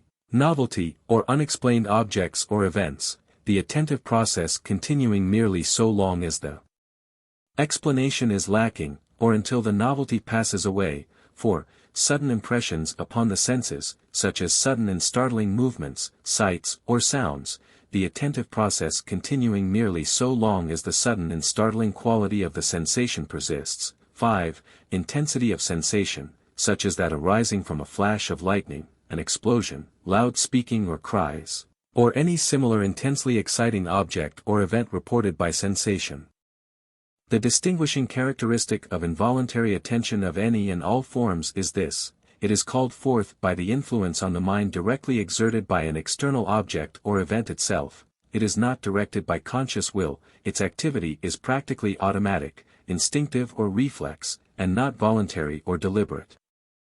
Voluntary attention is that form of attention which you give to objects or subjects selected or determined by your reason, and which is directed by an act of your will accompanied by more or less sense of mental effort. It is always consciously directed to some object or subject of your own selection, and is always manifested with at least a slight degree of the peculiar sense of conscious effort which distinguishes all will activities. This characteristic sense of conscious voluntary direction and effort is the test between the activities of voluntary attention and involuntary attention. It is always present in the former, and always lacking in the latter. By many of the best psychologists, voluntary attention is regarded as one of the most important, and one of the most characteristic activities of the will. Voluntary attention is one of the leading characteristics of individuals manifesting marked will power, men of culture and practical mental development, students who succeed, successful men of affairs, inventors, discoverers, in short, of men and women who are mental masters instead of mental slaves. It is a mark of experience, reasoning power, and will power. It distinguishes the individuals of deliberation, of determination, of purposive resolution. To develop it in children is one of the first, and often the most difficult, of the tasks of the teacher. It may be stated as a general principle or rule that, every individual who has accomplished anything worthwhile in any field of voluntary endeavor, has done so largely by his or her developed and trained powers of voluntary attention. It may be stated with equal certainty that, no individual lacking in development of the power of voluntary attention ever has accomplished anything worth while in the field of voluntary endeavor so long as such lack persists. The distinguishing characteristic of voluntary attention of any and of all forms is this: it is called forth not by the direct influence upon the mind exerted by an external object or event itself, but, instead, by the influence exerted upon the mind by reason of the perceived relation existing between the observed subject, object, or event and something else which in and of itself attracts the thought, feeling, and will by reason of its own qualities. There must always be an attraction, calling forth attention, it is true, but in involuntary attention the attraction is direct, while in voluntary attention it is indirect. Involuntary attention acts in direct response to a simple feeling, while voluntary attention acts because of a purpose or determination to do, to know, or to attain something. Involuntary attention is elementary and instinctive, voluntary attention is derivative and complex and is an acquired faculty. The former moves to satisfy a simple feeling, the latter moves to accomplish a purpose based upon the satisfaction of a higher, deeper and more complex feeling. The former is superficial and transient, the latter is more fundamental and stable. From this point, our consideration of attention shall be confined to voluntary attention, for that is the phase and form of attention which you must develop, cultivate and train in order to attain to that phase of personal power which is the subject matter of this book, i.e., perceptive power. Voluntary attention and sensation. In our previous consideration of the subject of sensation, we have called your attention to the fact that you are conscious merely of a very few of the many reports of sensation which reach you over the channels of your senses, and that such reports fail to reach the plane of your conscious recognition. As all of these reports are more or less calculated to arouse your involuntary attention, why is it that some of them succeed while others fail? The answer to the last question is that in many cases the more familiar sensations fail to register because of their lack of novelty, their lack of appeal to curiosity, or from similar failure to satisfy the demands of your involuntary attention which we have previously classified. But there is another reason, namely, that your voluntary attention tends to shut out and inhibit to a great extent those sensations which are not in harmony and agreement with certain thoughts, feelings or purposes which your mind is set upon, and tends to give welcome admission to those which possess the requisite quality of harmony and agreement. You may not be fully conscious of this work of selection, but your voluntary attention is aware of it, and is performing it all the time. There is a constant struggle for existence in your consciousness manifested by the sensations flowing in through the various channels of the senses.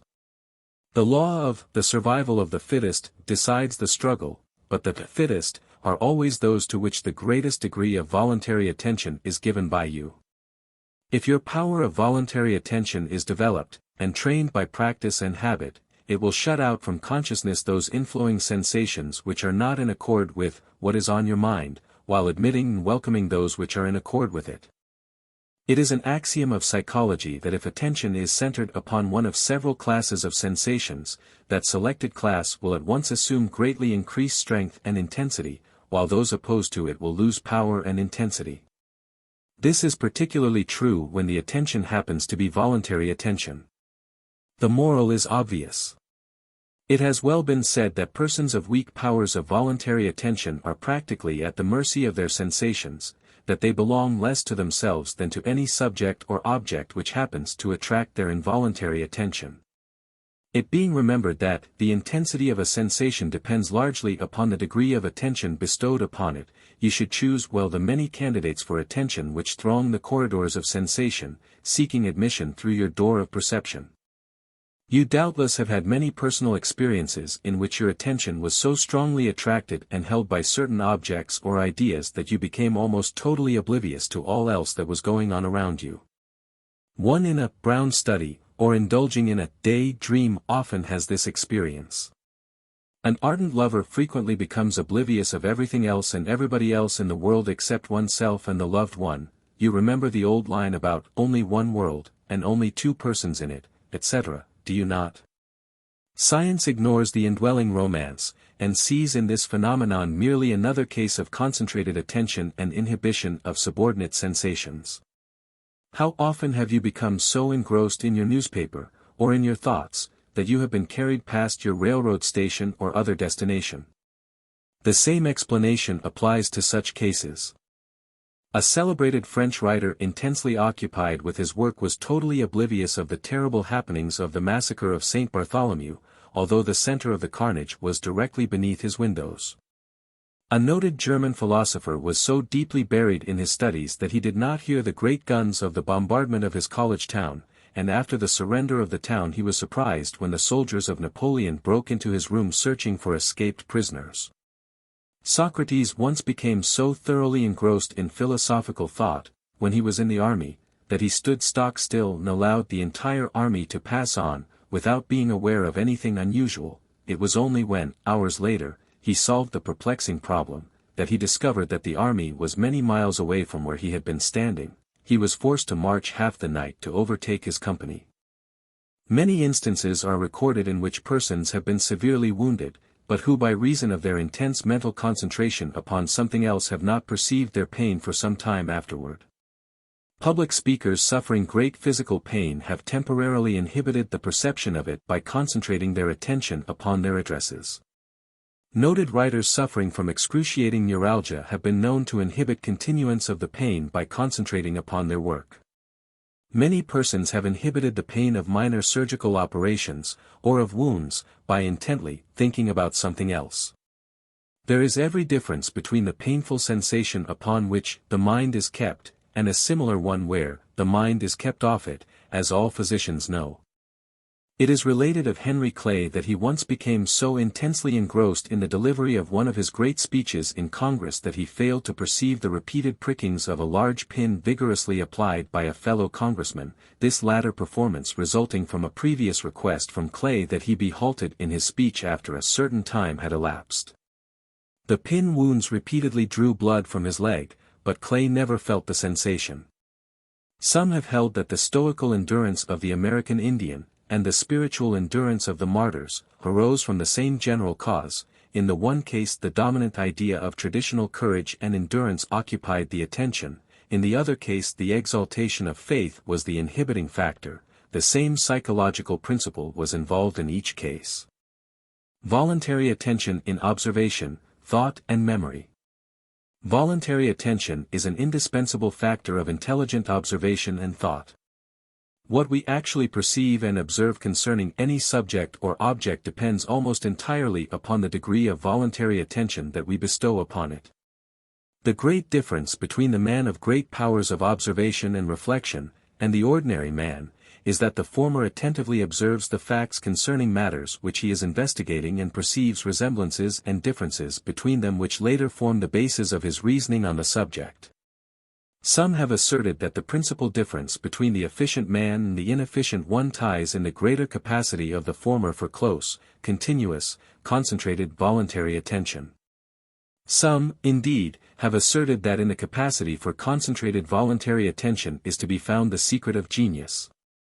Newton was fond of asserting that the sole difference between himself and ordinary men consisted of his greater power of concentrated voluntary attention. It is an axiom of memory culture that memory depends primarily upon the degree of attention given to the original impression, and to its repetitions in the process of its recollection. As might be expected from the foregoing, it has been found that one of the most marked characteristics of a weak mind is that of a lack of ability to concentrate the voluntary attention upon a subject or object for any marked length of time, or with any marked degree of intensity. Medical science informs us that imbeciles and idiots are practically destitute of the power of concentrated voluntary attention, and that in certain forms of mental disorders one of the most characteristic symptoms is that of steadily weakening voluntary attention. In old age, when the mind begins to weaken and fail, it will be noticed that the aged person is able to remember quite well the events of his early years, but that he is unable to concentrate sufficient attention upon present happenings to fix them in his memory. In illness, the power of voluntary attention often is temporarily weakened. The following several quotations from eminent psychologists may prove of interest in this connection. Hamilton says, "Attention constitutes the better half of all intellectual power."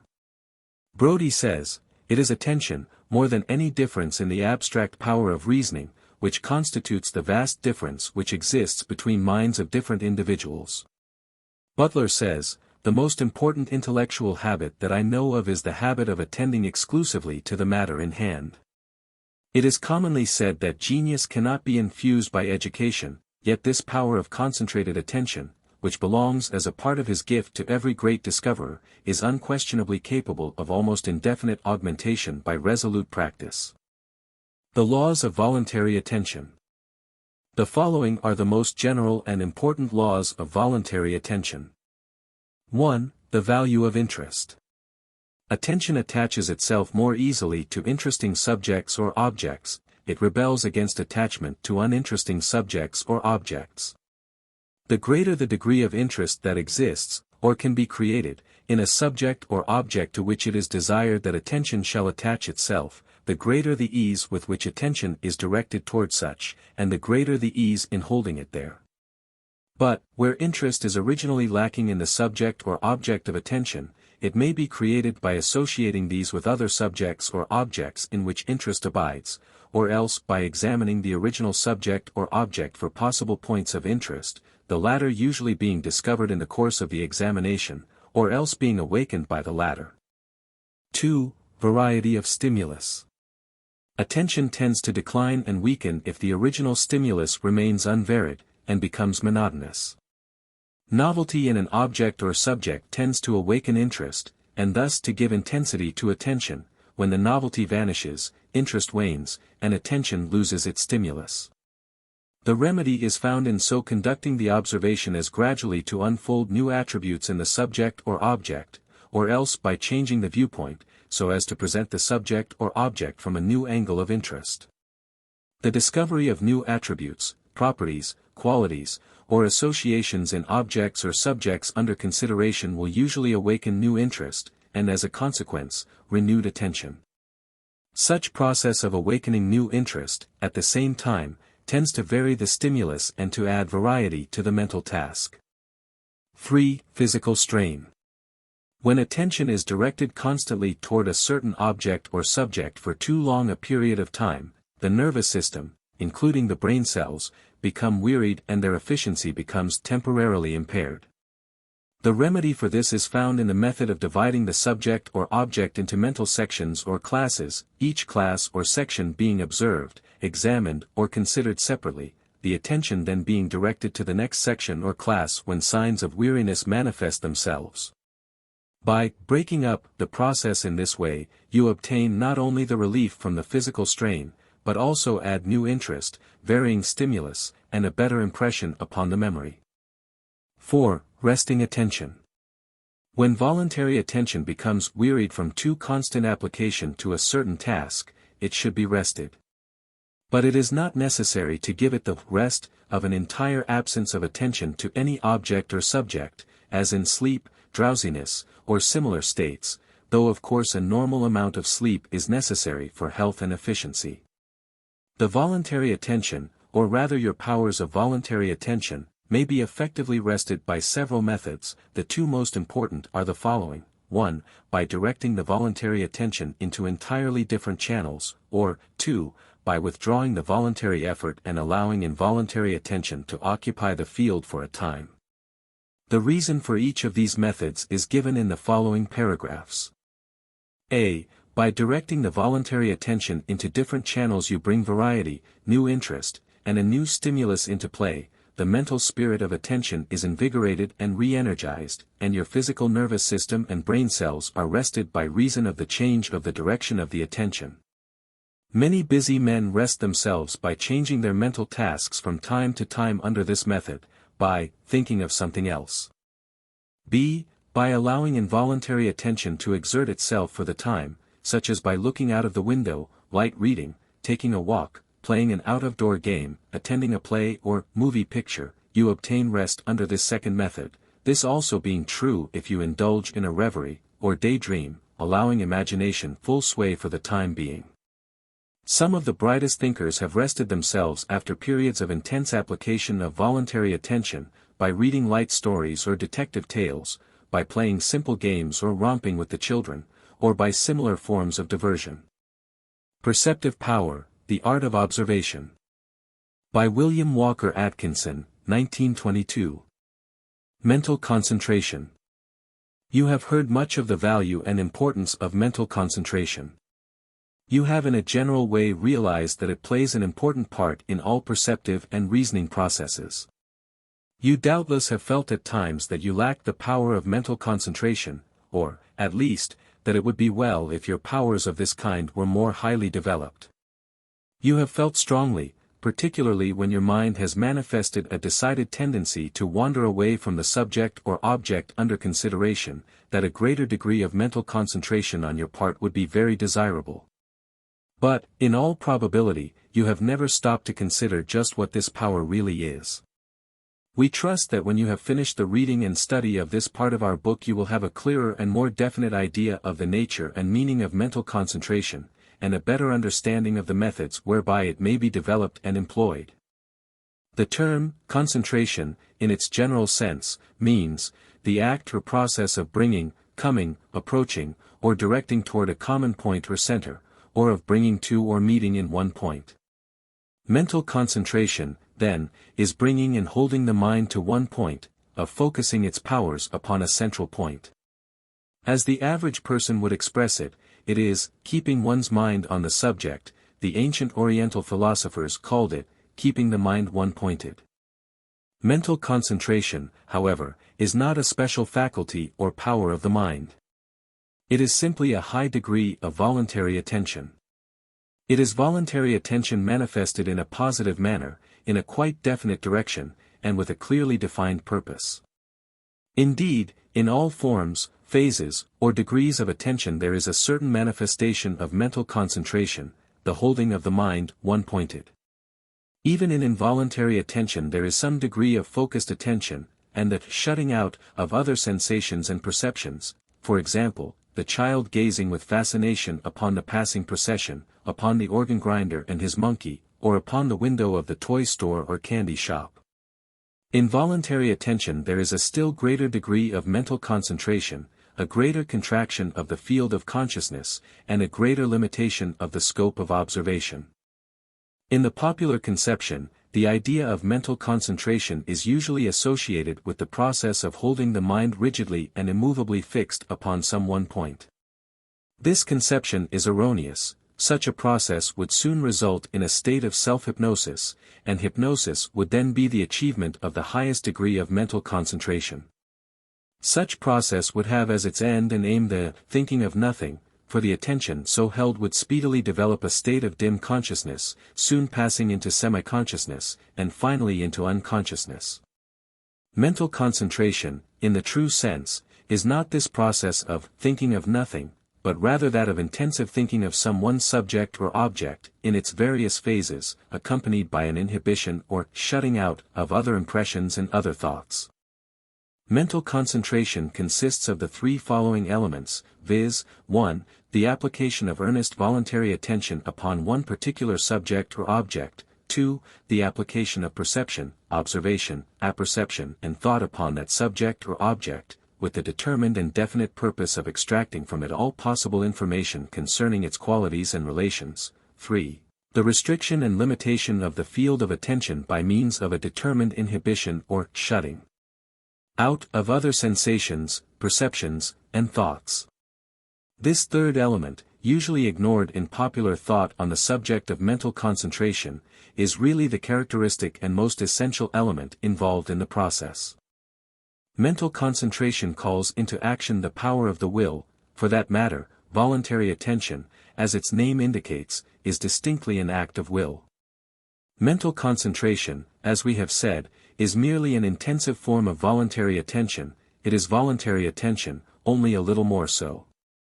In ordinary voluntary attention, the will acts so as to direct and hold the attention upon a particular subject or object. In mental concentration, the will manifests itself especially in the coordinate action of keeping out of the field of consciousness other impressions, perceptions, and thoughts. In this dual action there is obtained, 1. Keeping in mind the selected subject or object, and, 2. Keeping out of the mind all other subjects or objects. Mental concentration imposes a continuity of attention to the same subject. But this continuity of attention is by no means fully ensured by the mere act of keeping in mind the selected subject or object of thought. It requires also the keeping out of the mind all disturbing or distracting influences. If the will relaxes its hold upon the attention, then the latter is quite likely to be attracted to and carried away by some of the countless thoughts, ideas, or notions which constitute the stream of thought, and which are brought into consciousness by means of the law of association. In order to secure efficient mental concentration, the will must be trained to prevent the attention from being seduced, allured, enticed, decoyed, inveigled, and led astray by attractive, passing thoughts. Gordy brings out this idea very clearly in the following passage: as you use your will to give your attention to geometry, although it attracts you less than a number of other subjects, so if you really study it, you will use your will to prevent your mind from being dragged away from it by the interests that are constantly importuning you. He who possesses this power in a high degree possesses in a high degree the power of voluntary attention, to give steadiness to the mind, to prevent it from going capriciously here and there under the influence of the interests that happen to be present at the particular moment.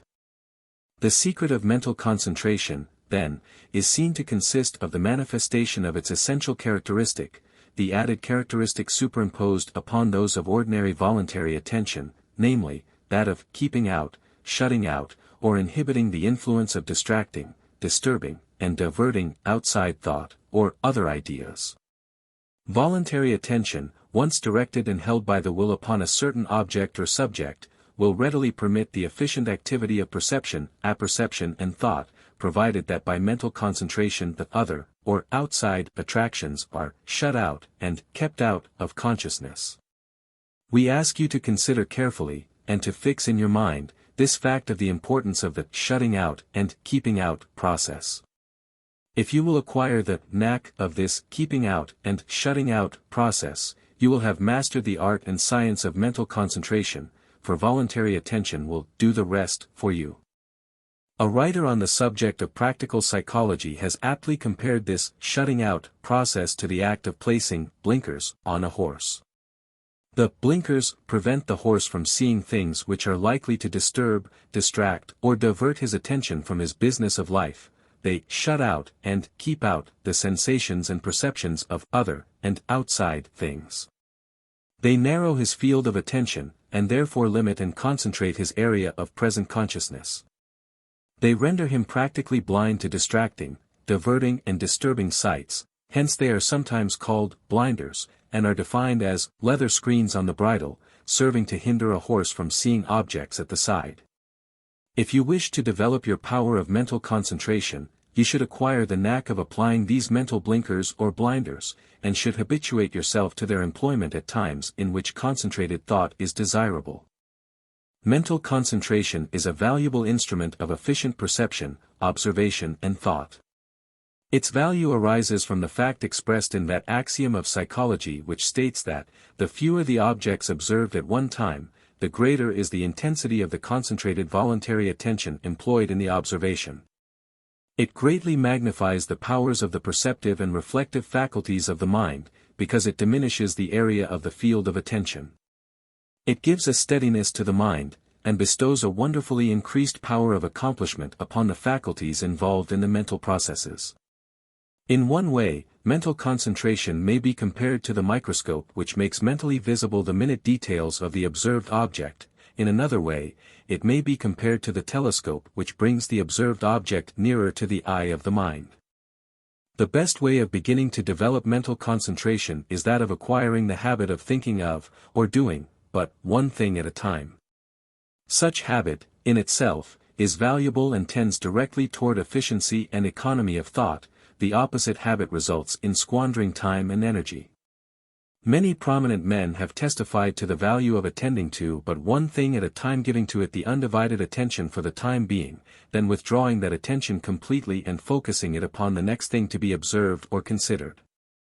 Lys says, "It is necessary in mental concentration that one single impression at a time shall be imprinted on the sensorium, and that the elements of the sensorium themselves shall be in a kind of silence and receptive calm." Kay says, "It is as one is able to shut out every other object from the mind, every idea, even that of self, that he attains the highest degree of mental power." If we would possess the power of concentrated attention to a high degree, we must cultivate the habit of attending to what is directly before the mind, to the exclusion of all else. All distracting thoughts and feelings that tend to withdraw the mind from what is immediately before it are therefore to be avoided. This habit of attending to but one thing at a time has, also, another valuable feature, i.e., that of enabling you to put out of your mind, to shut out and keep out of mind the subject or object which you previously have been considering but which you have now laid aside for the time being. By means of this habit, you are enabled to put that subject or object into its appropriate compartment of the mind, to shut that compartment and to keep it closed until you once more wish to examine its contents. With all the other mental compartments closed, you will be able to examine, consider and decide upon the contents of the particular one which you have now before you. This ability to put aside subjects and objects of thought when one is through with his present consideration of them, this shutting the particular compartment of the mind containing them, is one of the marked powers of men and women who have attained prominence in the various fields of human endeavor. Many prominent persons analyzing the causes of their success in efficient perception, observation, thought and action, have attributed it largely to this power which they have acquired by practice and through habit.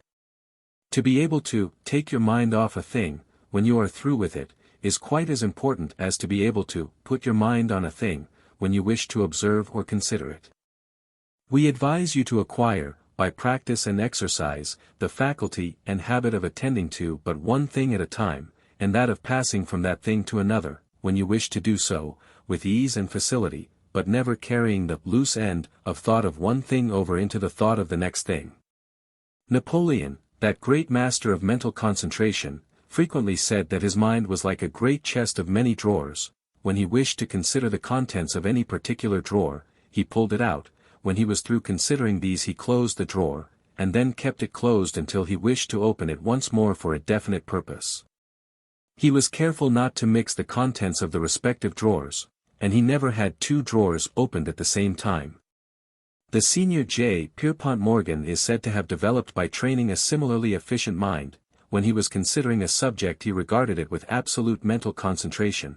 When the consideration was concluded, he dismissed it completely from his field of conscious attention, and turned to some other subject. Granville said, "A frequent cause of failure in the faculty of concentrated attention is that of striving to think of more than one thing at a time." Beattie says, "While employed on any one subject, our thoughts should not wander to another." This rule holds good of our rest, play or recreation, as well as of our work. When we go to the fields of exercise, we should leave all our speculations behind, otherwise we will fatigue the body and distract the mind, and will confirm ourselves in those habits of inattention which, when persisted in, constitute what is called an absent-minded person. What at first may seem an exception to the rule of mental concentration is found in the fact that often one finds himself better able to concentrate upon a subject or object and his attention is faintly stirred by something else, by something of but slight interest, such as, for instance, a dull sermon, a piece of light music, or the voices of persons engaged in idle or light conversation. This apparent exception, however, when rightly understood is really a verification of the rule rather than an exception to it. It is explained by the well-known fact that a slight stimulus often serves to attract feebly and hold lightly the idle, involuntary attention, to keep it busy, thus preventing it from being attracted by stronger and more active sensory or representative stimuli which would tend to distract, divert and disturb the voluntary attention from its definite task. We once heard a lady explain this process as follows: "It is like giving the baby an empty spool to play with, in order to keep it out of mischief."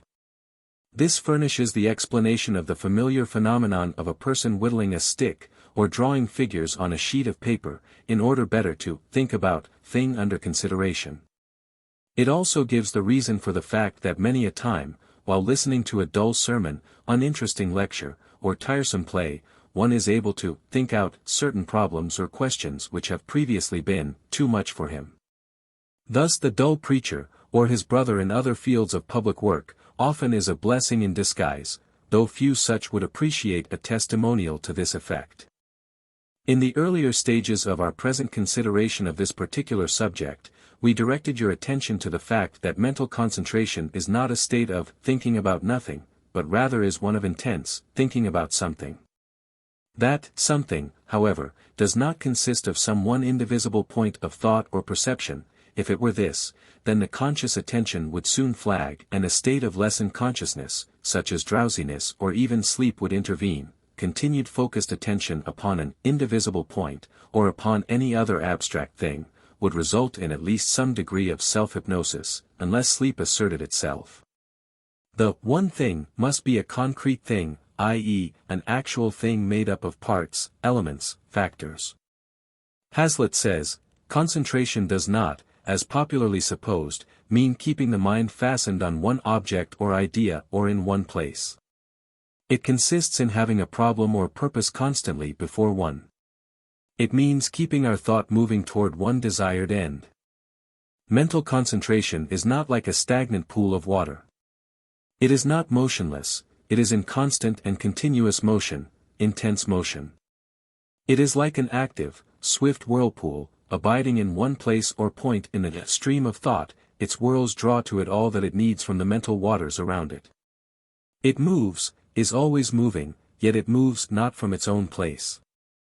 This leads us to a reference to the laws of attention set forth in the preceding section of this book, for in the understanding and application of those principles is to be found the effective, working method of mental concentration.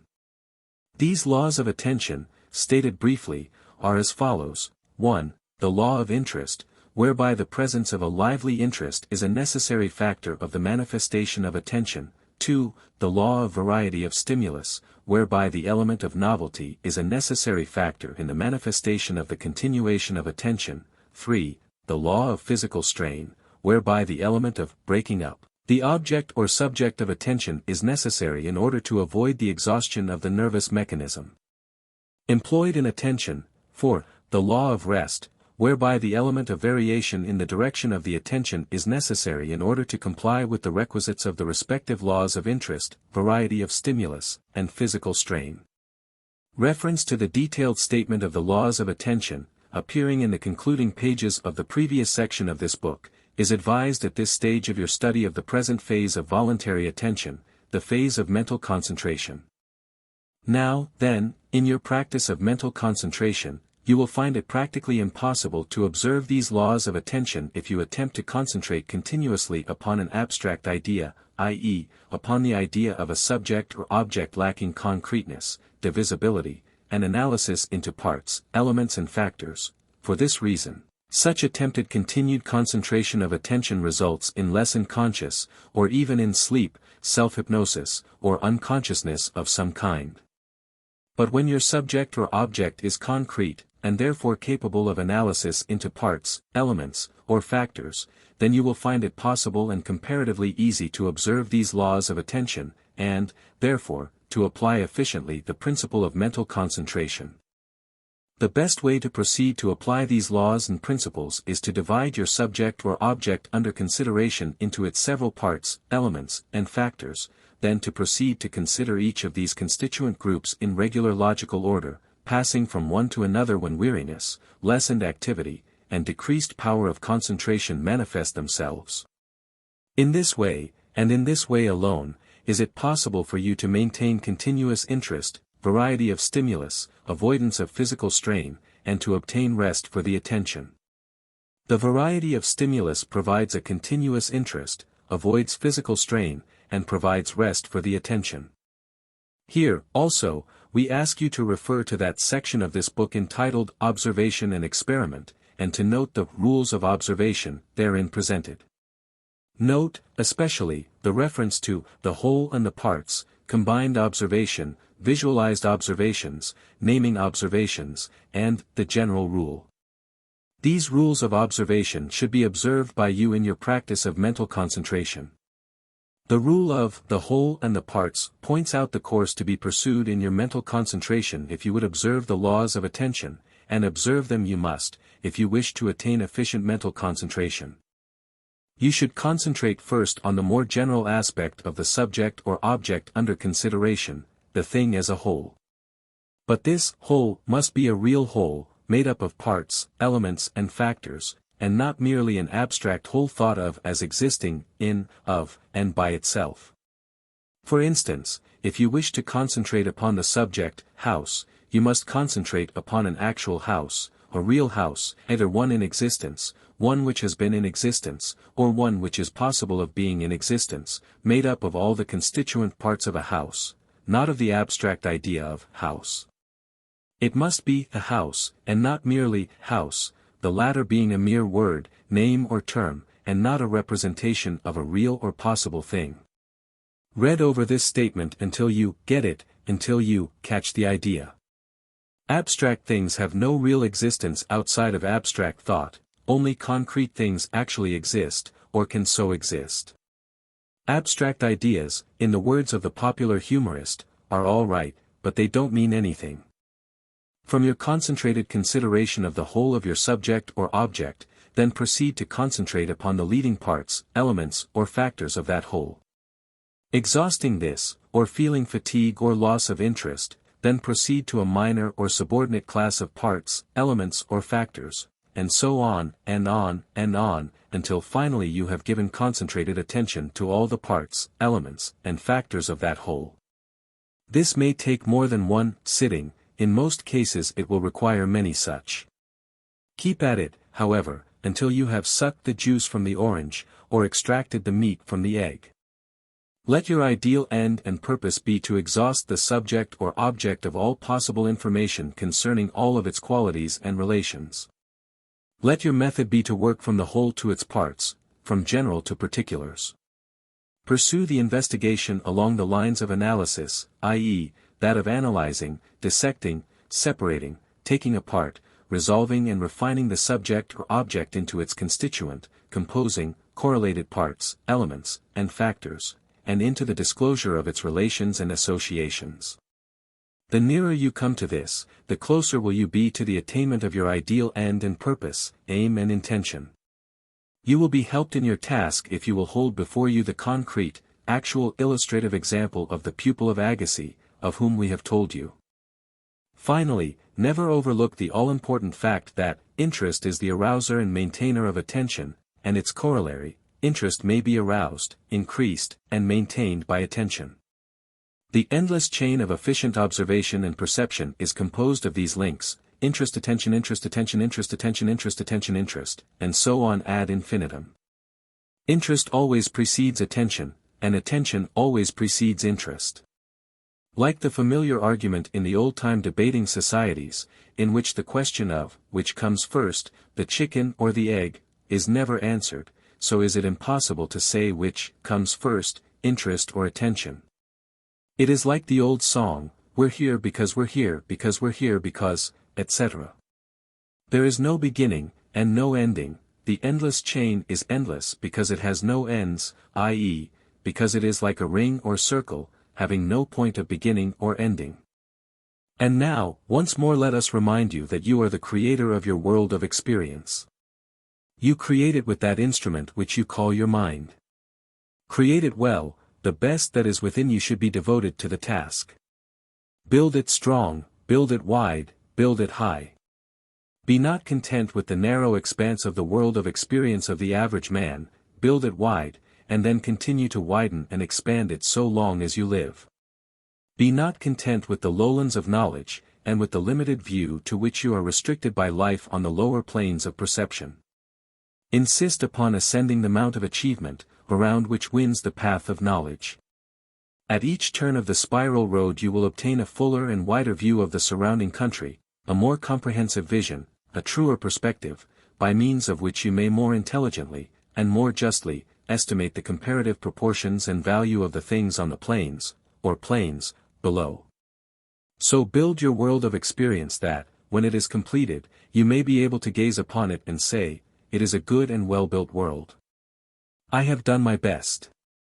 The best that I have found within me is represented in it. In conclusion, let us remind you that in the development and cultivation of perceptive power, as in every other task set by human desire and executed by human will, you will proceed more satisfactorily if you will bear in mind and act upon the principle of the master formula of attainment, which forms an important element of the instruction contained in the Personal Power books, of which the present volume is one. The master formula of attainment is as follows: 1. Definite ideals, 2. Insistent desire, 3. Confident expectation, 4. Persistent determination, 5. Balanced compensation. Reduced to popular terms, it is as follows: you may have anything you want, provided that you, 1. Know exactly what you want, 2. Want it hard enough, 3. Confidently expect to obtain it, 4. Persistently determined to obtain it, and 5. Are willing to pay the price of its attainment. The cultivation and development of perceptive power also meets the requirements of the touchstone of positivity, which is frequently referred to in the several books forming this series.